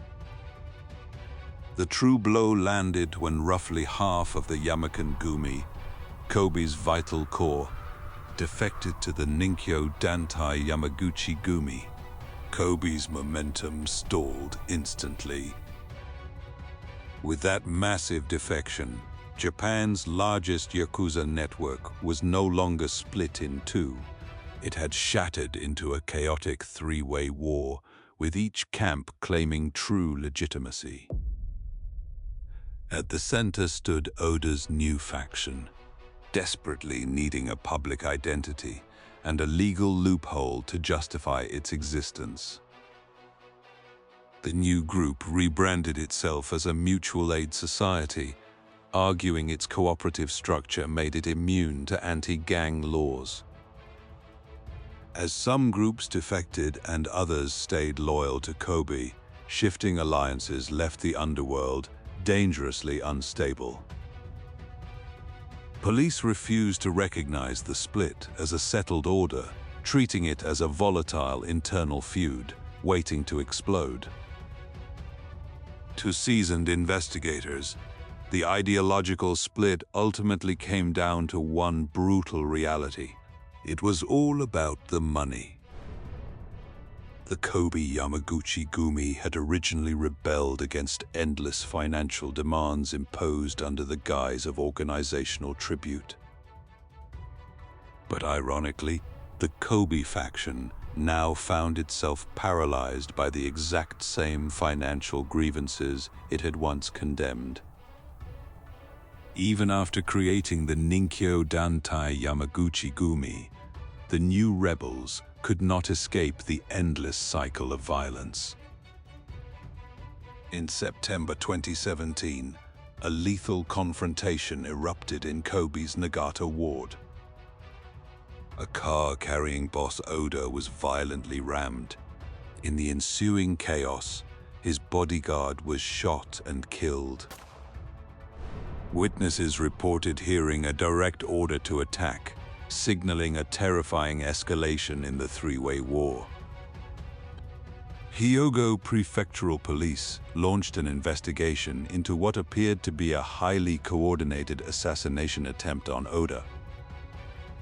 Detectives meticulously combed through surveillance footage, hunting for the masterminds behind the escalating violence. Wanted notices were rapidly issued for Kobe Yamaguchi Gumi operatives suspected of executing the hit. A defiant second press conference by the Ninkyo Yamaguchi Gumi served as the immediate catalyst for the next wave of bloodshed. During the conference, the splinter group publicly reaffirmed its total break from Kobe, cementing the fatal rift. That uncompromising declaration instantly hardened local loyalties, drawing visible battle lines on the streets. Vicious brawls and sporadic skirmishes became a daily reality between members of the rival camps. Police aggressively moved to regulate the Ninkyo Yamaguchi Gumi under the anti-Boryokudan law. In March 2018, the state officially branded the Ninkyo Yamaguchi Gumi a designated crime syndicate. Oda's faction still commanded around 400 men, but the true devastation for Kobe was that many of those men were poached directly from the Yamaken Gumi. That mass departure triggered the long, agonizing decline of the Kobe Yamaguchi Gumi. To comprehend that collapse, investigators analyzed the fragile alliance that had originally built the Kobe faction. The Kobe Yamaguchi Gumi had launched as a formidable coalition of 13 major syndicates, anchored by giants like the Yamaken Gumi and Takumi Gumi.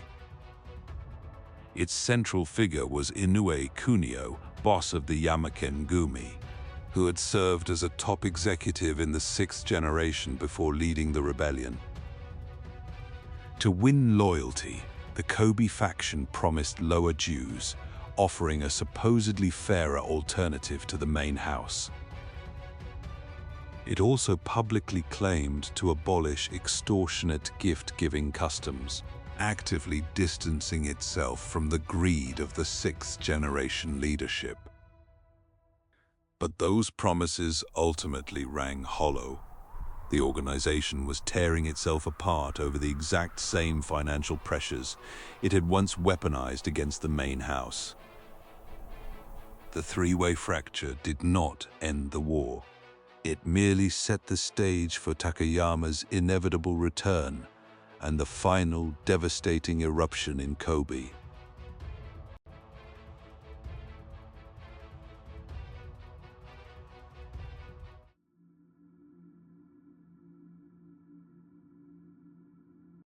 By 2019, the feud was burning again. The attack on the Yamaken Gumi's number 2 was the warning that Takayama's return could change the war. The state's response was swift. 2 6th-generation Yamaguchi Gumi affiliates were immediately arrested on attempted murder charges. The shock ran deep. The target was no minor foot soldier, but the Yamaken Gumi's absolute second-in-command. The hit resonated especially hard because it happened in Kobe, the Yamaken-gumi's untouchable home ground. With the boss's right-hand man gone, the Yamaken-gumi structure began to visibly unravel. By August 2019, the feud had devolved into a ruthless cycle of retaliation, with fresh violence answering old blood. By autumn, police recognized a clear and terrifying pattern. The split was driving an open, escalating war. In October 2019, automatic gunfire erupted right outside the Yamaken-gumi headquarters in Kobe. The attack was timed perfectly during a regular meeting, with the most senior Yamaken-gumi executives gathered inside. Nearly the entire executive board was assembled when the gunman appeared on their doorstep. The underworld was stunned. A brazen daylight hit had been executed in the Yamaken-gumi's own front yard.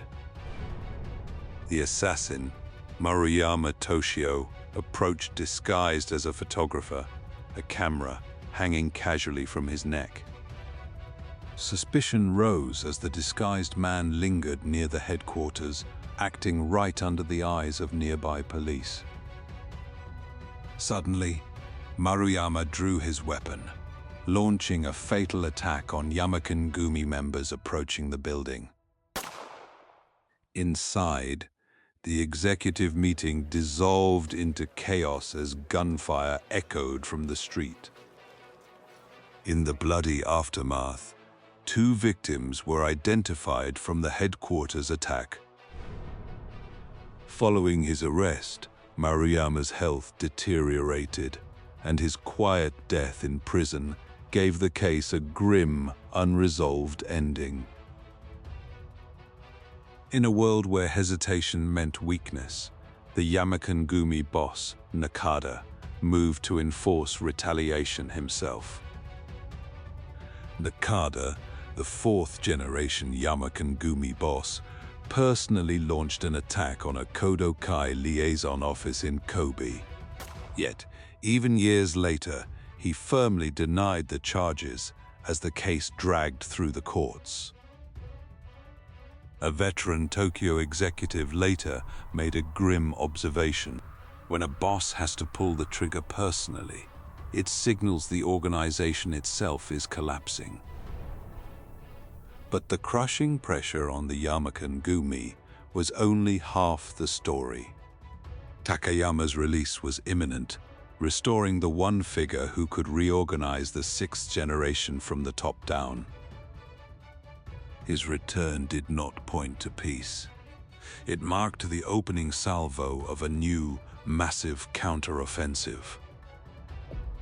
Anticipating the worst, police expanded surveillance, monitored routes, and deployed rapid response units before dawn on release day.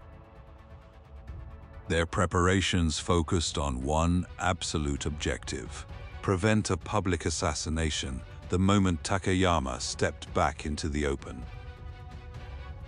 By the time he returned home, authorities had already locked down every likely route and contact point.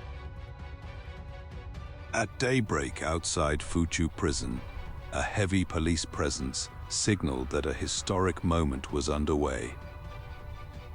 Mobile riot units in full tactical gear locked down the perimeter as the release time drew near. Camera flashes exploded as a van rolled up to the gate for Takayama's transfer. Takayama Kiyoshi stepped out into the light, ending his 5-year sentence and instantly reigniting the conflict. Across Japan, the news media focused intensely on Takayama's long-awaited release.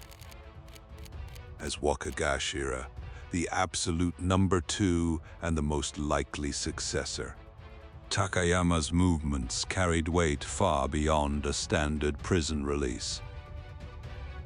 The terrifying prospect of an attack or a massive celebration widened police contingency plans immediately. Those fears had been sharpened by the brutal attack on 2 Yamakan Gumi members just 8 days prior. His release was deliberately set for 6 in the morning, an unusual arrangement meant to limit public chaos. The second he walked free, surveillance teams began tracking his every movement. As Takayama headed toward Shinagawa Station, police mapped routes to both follow him and seal off points of public exposure. For investigators, the prison gate marked the exact moment the 6th generation's organizational recovery began. Shinagawa Station instantly became a high-risk civilian zone the moment Takayama's route leaked. Any attack there would have endangered thousands of commuters, bystanders, and everyone caught along the path. Even so, police calculated the Kobe faction was unlikely to strike Takayama directly in such a massively exposed space. Their true fear was rogue actors or eager subordinates moving on their own initiative. In contrast, the 6th generation headquarters treated his return as definitive proof that the Empire had regained its operational center. The group's internal paper, Yamaguchi Gumi Shinpo, ran a front-page feature welcoming Takayama back and framing his return as an absolute victory. The article ruthlessly branded the Kobe faction as traitors, predicting their self-destruction during Takayama's absence. Takayama moved instantly, initiating personnel changes, driving internal reforms, and rebuilding ties with friendly syndicates nationwide. His outreach extended to allied offices across the country, moving rapidly to secure loyalties and reassert total influence. Surveillance teams shadowed his every move, watching for any sign that the violence would flare again. Since the 2015 split, more than 130 violent incidents had been recorded, a grim measure of the enduring instability. By then, Takayama had become the single figure the National Police Agency most strongly suspected of orchestrating the recent attacks. Analysts viewed the hits on the Yamakan Gumi and Ikeda Gumi as surgically calculated blows meant to rot the Kobe faction from within. Under Takayama's unseen influence, subordinate groups mobilized like rival warlords, desperately seeking the initiative. By then, the ultimate outcome of the split seemed to hinge entirely on Takayama's next move. Even from behind bars, investigators believed Takayama had continued to dictate decisions inside the Empire. Senior police suspected the structure was designed to allow brutal action from below, while maintaining perfect distance at the top. That deniability was what made prosecution nearly impossible. Influence could be felt everywhere, but rarely proved as legal conspiracy. Law enforcement feared not only the violence, but the reactivation of a system that coordinated crushing pressure without visible orders. It was a system that ran purely on rewards, punishment, and the control of money. The very structure police feared his release would instantly reactivate. Takayama was also a master of shinogi, the hidden, highly lucrative money-making operations that sustained the organization. One key driver of the Kodokai's rapid ascent in the early 2000s was their grip on construction rights, tied to Chubu International Airport. Billions of yen were generated through extortionate fees on construction materials and transport logistics. local nuisance prevention budgets were quietly funneled into Kodokai coffers, a mechanism that let massive construction projects conceal the flow of illicit money. The organization expanded its grip into cement and other vital materials, weaponizing that reach into massive operating funds. A full-scale investigation opened into Takayama's shinogi operations, chasing every financial trail investigators could unearth.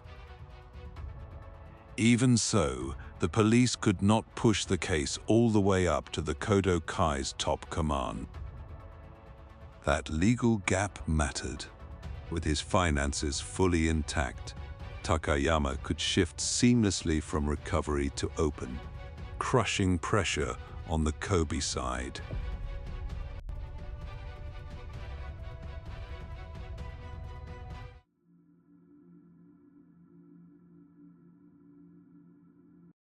Takayama's return did not calm the feud. It pushed the conflict toward daylight gunfire, public fear, and the legal quarantine that followed. Just days before his release, a brazen hit outside the Yamakengumi headquarters in Kobe had violently jolted the standoff. The bloodshed accelerated. In November, former executive Furukawa Keiichi was gunned down in Amagasaki, pushing the unrest to a critical new level. The violence had breached the daylight. The hit took place on a crowded public street. Investigators later identified the weapon as a military-grade automatic rifle. To understand the sheer shock of this hit, one must rewind to 2015, when Kodokai boss Takeuchi Teruaki personally tried to convince Furukawa not to defect.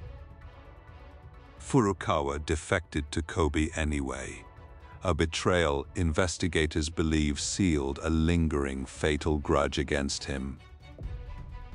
Following Takayama's return, subordinate groups eagerly began hunting Kobe leaders, desperate to prove their loyalty to the new order.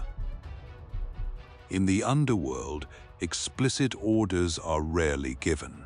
A subordinate reads the boss's face and executes the violence before a single word is spoken. Investigators concluded that this silent command structure shielded the top leadership from conspiracy charges, allowing violence to flow entirely through implication and deniability. From a legal standpoint, this ambiguity was a perfect weapon. It unleashed the foot soldiers while keeping the absolute top completely insulated.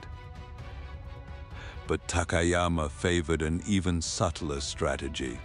He weaponized internal division, preferring to rot his enemies from the inside rather than rely solely on brute force. He systematically reached out to the second and third in command of rival factions, promising them quiet backing if they turned against their bosses. By propping up the ambitious lower ranks, Takayama rattled the enemy leadership and tore deep fractures through the rival camp. Investigators analyzed Takayama's method. He engineered outcomes without direct combat, dismantling his enemies through relentless psychological and financial pressure. To veteran police commanders, the violence was never random. These were calculated, surgical strikes against the Kobe faction's weakest pressure points. With Takayama back on the board, police no longer feared a new split. They feared a massive, coordinated escalation of the existing war. Commanders reacted immediately, tightening the surveillance net around key bosses and bracing for the inevitable retaliatory strikes. The Amagasaki hit crossed a fatal red line. Automatic rifles, broad daylight, and crowded streets handed the police the ultimate legal weapon. the specially designated conflict syndicate status.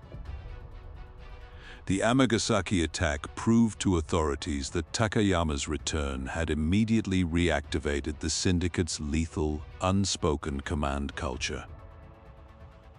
Furukawa Keiichi collapsed on the street, bleeding out at the scene of the attack.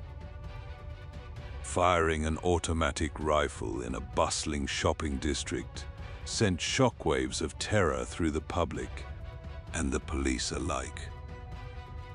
An emergency police summit was convened, treating the daylight assassination as a critical threat to national public safety.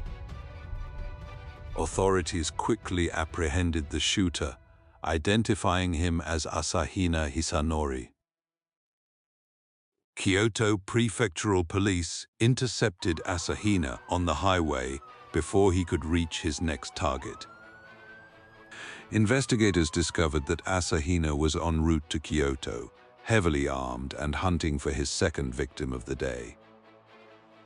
His presumed next target was another direct affiliate of the Kobe Yamaguchi-gumi based in Kyoto.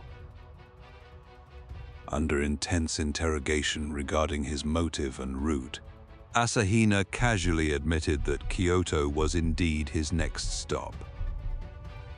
He eventually confessed that the Uisei Kai office in Kyoto was his intended destination for the follow-up hit. The assassination bore all the hallmarks of a highly sophisticated, premeditated hunt for key enemy figures. Detectives soon suspected that the Amagasaki shooting was merely the opening salvo of a much larger, multi-target extermination plan. Investigators began linking the Amagasaki hit to a sudden spike in violence across Japan throughout November 2019. Shootings in Kumamoto and Sapporo were recognized as coordinated strikes within this widening nationwide offensive. The Amagasaki incident stripped away the illusion that the war was confined to the underworld. The violence was now bleeding onto civilian streets. After a retaliatory strike hit Takayama's own residence in Mie Prefecture, police warned that the cycle of vengeance was spiraling out of control.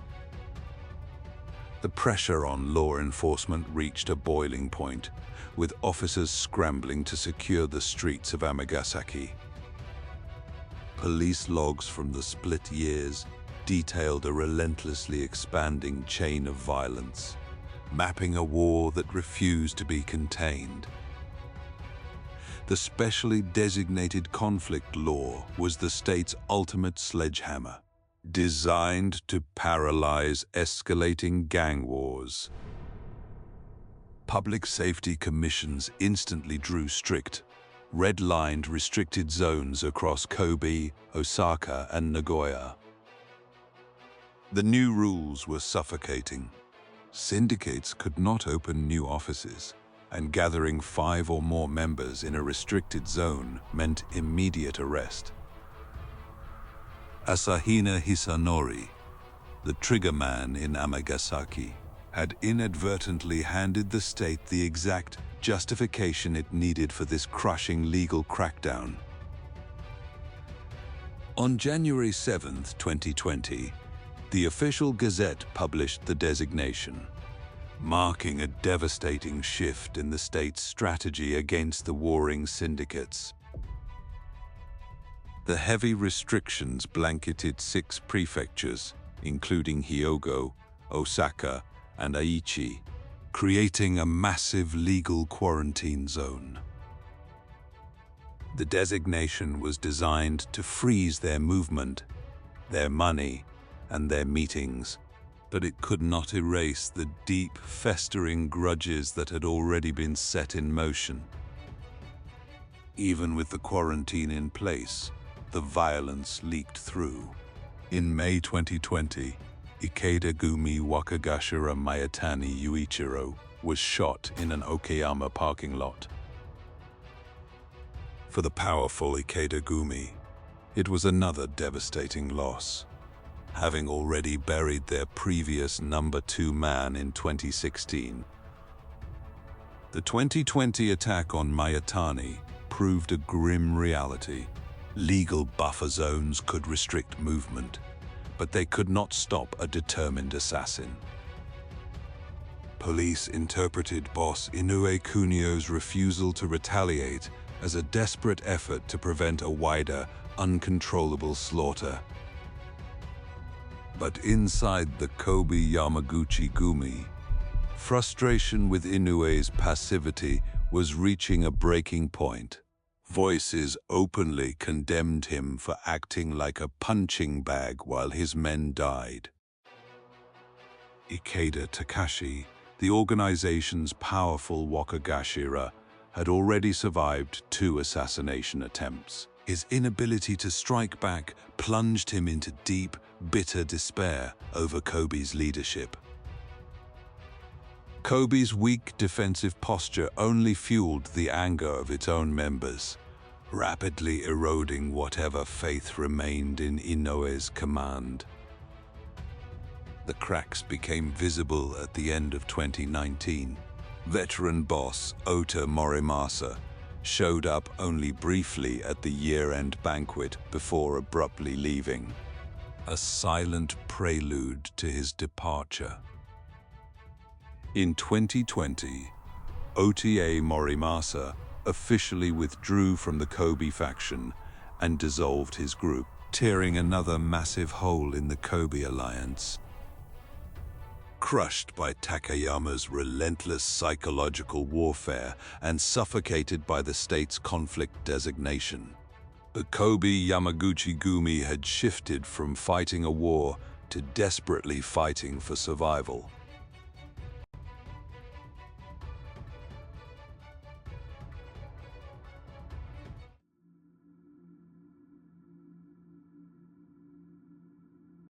By 2020, the Yakuza were no longer moving freely. Meetings, travel, and even train rides had become traps in a new system of control. To avoid triggering an immediate arrest for unlawful assembly, members now had to report their travel plans to headquarters before even stepping onto a Shinkansen platform. Inside the train cars, they sat deliberately apart, ensuring the law could not classify them as a gathered force. The internal mandate was blunt. If 5 members found themselves on the same train by chance, one was required to disembark immediately.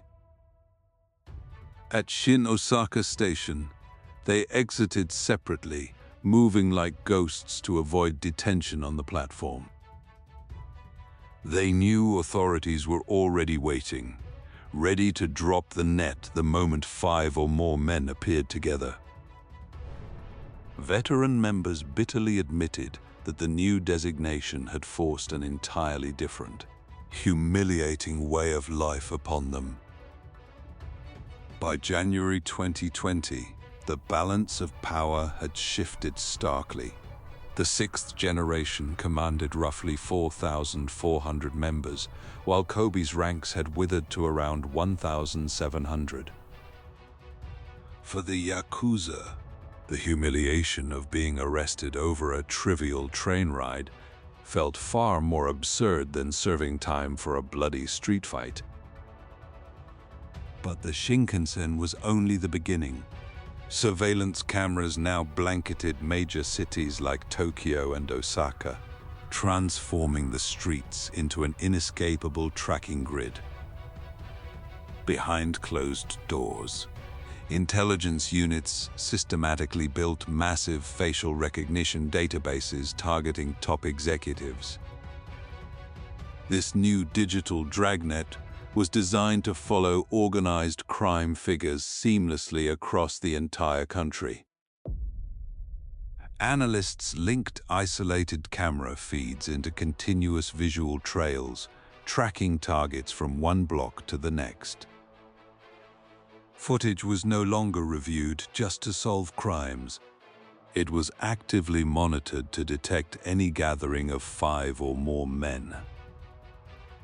Once that visual threshold was met, tactical units were dispatched for immediate arrest.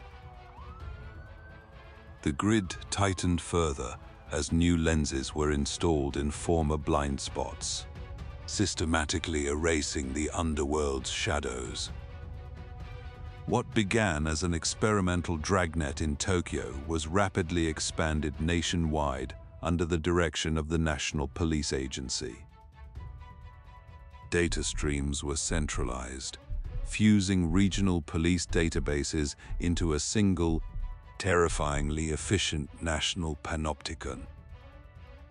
Officers on the street could now pull up real-time intelligence instantly, bypassing the slow bureaucracy of headquarters.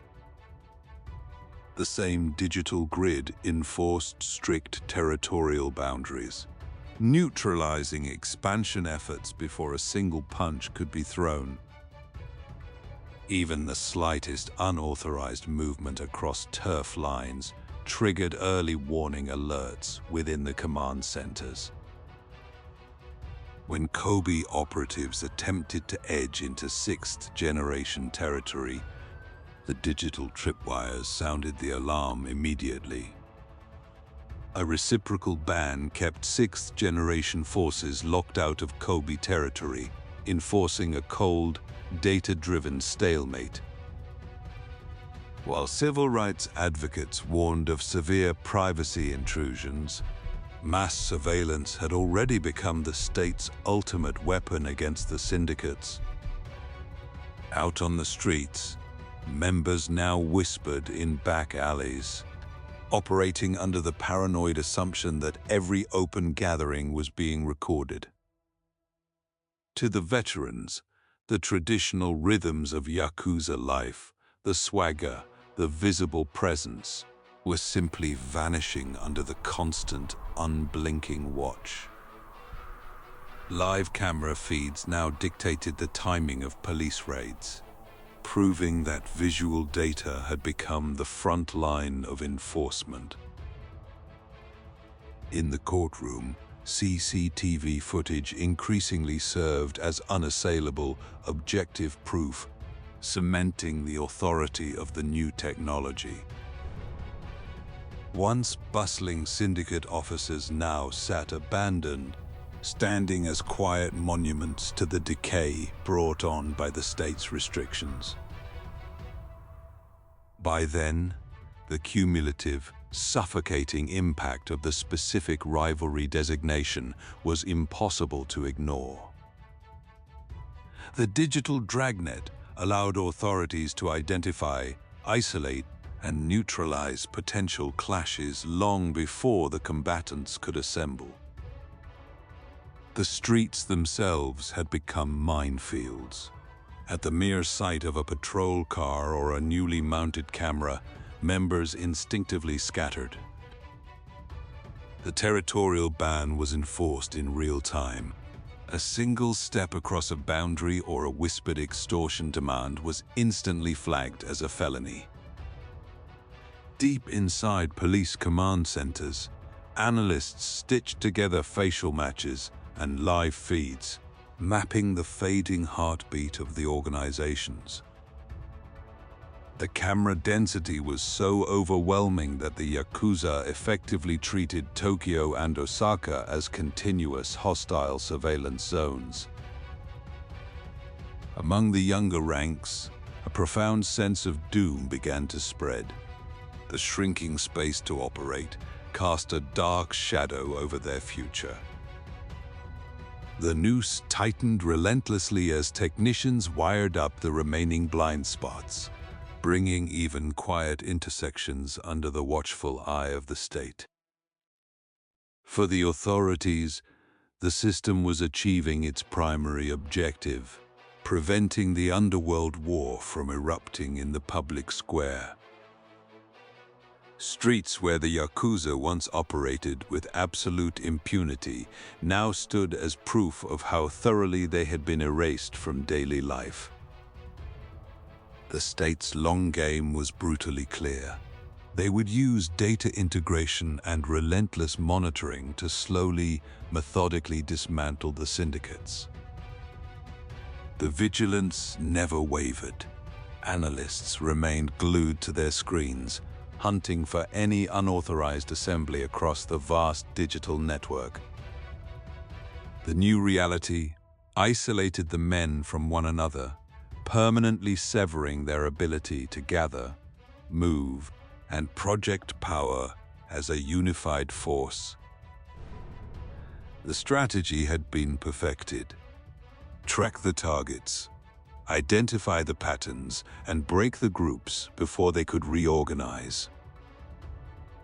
Open warfare had been replaced by a suffocating era of constant monitoring and preemptive disruption. But surveillance was only half the trap. A second, equally lethal front was opening. Strict collective liability laws now chained top bosses to the street-level crimes of their men. Authorities quickly dismissed the sudden flurry of internal expulsion notices as desperate, transparent attempts by bosses to dodge this new legal responsibility. Major syndicates began issuing formal bans on scamming the elderly, but investigators viewed these directives as legal shields, not genuine reform. These hollow warnings were read aloud in meeting halls, a panicked effort by the leadership to legally distance themselves from the fraud committed by their foot soldiers. If mass surveillance strangled their physical movement, collective liability was designed to strangle their money. Executives watched helplessly as the financial burden crashed down on the lower ranks, with massive compensation demands hollowing out the organizations from the bottom up. Foot soldiers were left to carry the crushing weight of collective liability as civil lawsuits continued to multiply. The state's calculation was flawless: destroy the organizations through absolute financial exhaustion. Their headquarters no longer radiated power. They reeked of the deep financial fatigue now paralyzing the syndicates. A senior police official noted that this fatigue was not a byproduct of the war, but the deliberate, engineered result of the state's tactics. As traditional revenue streams evaporated, desperate members were forced toward the high-risk, high-reward black market. The lines connecting the remnants of the Yakuza to covert, illicit distribution networks became impossible to ignore. By 2019, a massive surge in drug seizures highlighted the terrifying scale of this new underground trade. Crushed by exclusion ordinances and collapsing street prices, their traditional economy was in ruins. Driven by mounting financial desperation, the remnants of the empire drifted deeper into the shadows. The final act of the long war would not be fought over territory, but over sheer, desperate survival.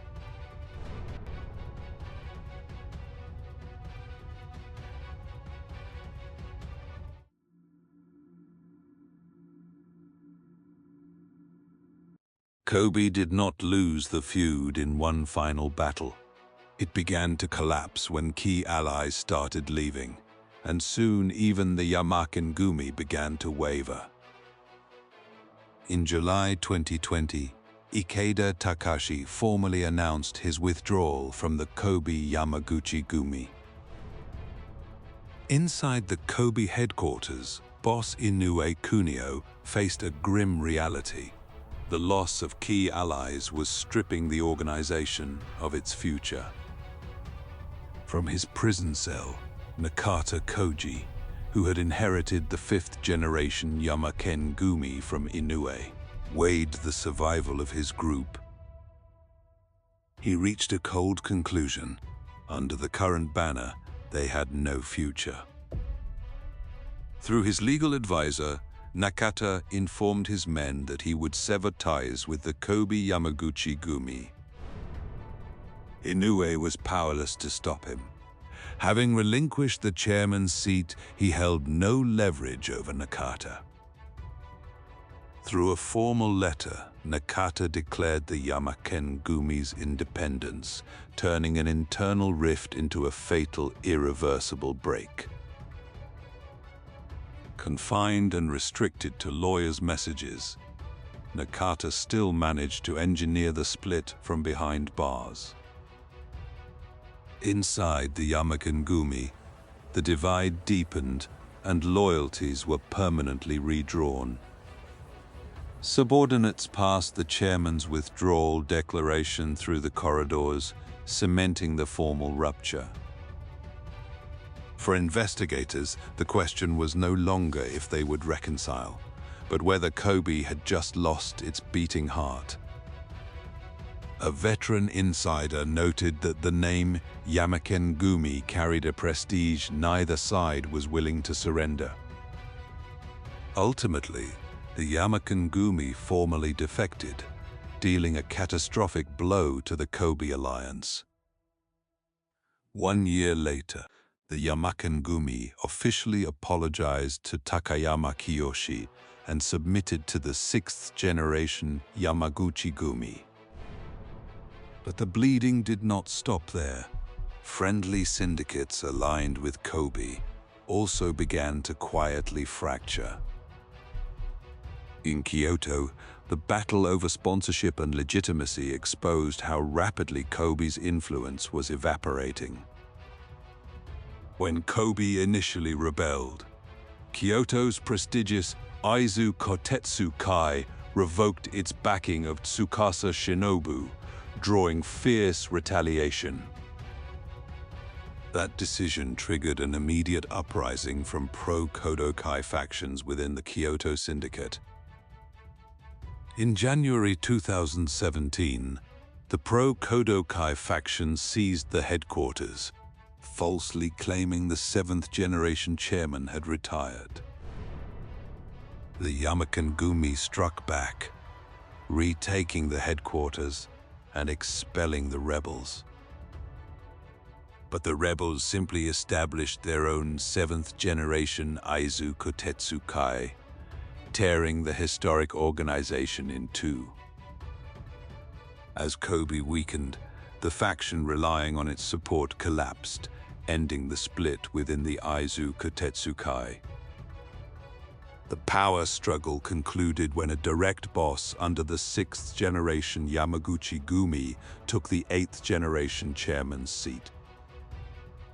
The same pattern repeated in Osaka, where the traditional Sakao Megumi initially backed Kobe due to personal blood ties with Inoue. Early in the feud, the Sakao Megumi also severed ties with the 6th generation to align with Kobe. They never formally split, but as Kobe withered, their 9th generation boss retired, draining their remaining influence. Ultimately, the 10th generation Sakao Megumi surrendered, returning to the shadow of the 6th generation. The name Yamaguchi Gumi and the diamond crest still dictated money, prestige, and power across the underworld. Executives insisted the name was their absolute pride, something they would rather die than abandon. Even Oda's splinter group initially clung to the name, fueling the chaotic three-way standoff. But in February 2020, they finally tore down their sign, rebranding themselves simply as the Kizuna Kai. The underworld recognized this as a total capitulation to the 6th generation's overwhelming pressure. Dropping the name could not halt their decline. Oda's faction now struggled to survive without the legendary crest. In August 2020, Ikeda Koji abruptly retired, signaling that even the fiercest critics were abandoning the war. For the Kizuna Kai, this retreat cost them money, territory, and the men they desperately needed. By September 2020, internal violence erupted within the Kizuna-kai camp, ending in a bloody shooting outside a Nagano ramen shop. The head of the Takekuchi-gumi had begun signaling his intent to defect to the Kodokai. A former boss attempted to stop him, and when words failed, he opened fire. When the Takekuchi-gumi drifted toward the Kodokai, the Kizuna-kai lost one of its final organizational anchors. These defections proved that the rebel forces could no longer hold their defensive lines. The collapse soon reached the highest echelons of the Kobe leadership. Masaki Toshio announced his retirement, removing yet another foundational pillar from the rebellion. To the foot soldiers, the message was clear. The elite no longer believed victory was possible. Yasuoka Toshijo retired simultaneously, turning individual surrender into a mass exodus. Violence spilled into Iwakuni, exposing the vulnerability of peripheral groups still tied to the rebels. The Kimura-gumi's surrender proved that smaller factions were ruthlessly recalculating who could ensure their survival. An attack on the Kumamoto-gumi office in Kurashiki revealed just how unstable Kobe's outer defenses had become. Each strike forced the exhausted Kobe faction to bleed resources defending outposts it could no longer hold. In June 2021, Fujihara Kenji formally submitted his group's dissolution papers to the Okayama police. The rebel network was rapidly disintegrating into isolated, defenseless remnants. As Yakuza numbers plummeted nationwide, the sixth generation unexpectedly absorbed 200 new men, widening an insurmountable gap. Inoue vowed to fight to the bitter end, but willpower could not replace lost armies. The power disparity became absolute as the sixth generation methodically reclaimed its lost empire. By 2020, the Yamaguchi-gumi's total forces had dropped from over 13,000 to under 4,000, a dying underworld. But Kobe's collapse was catastrophic. In just 6 years, their ranks withered to slightly over 1,000 men. These were not mere statistics. They were the hard currency of survival, territory, and power. Once the name could no longer command loyalty, the war had entered its final, agonizing stage. Heavy police deployments had become a permanent fixture of city life under the crushing crackdown. A senior official noted a cold reality. The organizations were dying, but the threat of violence lingered. Mounting indictments proved the conflict was only being suffocated through relentless legal force.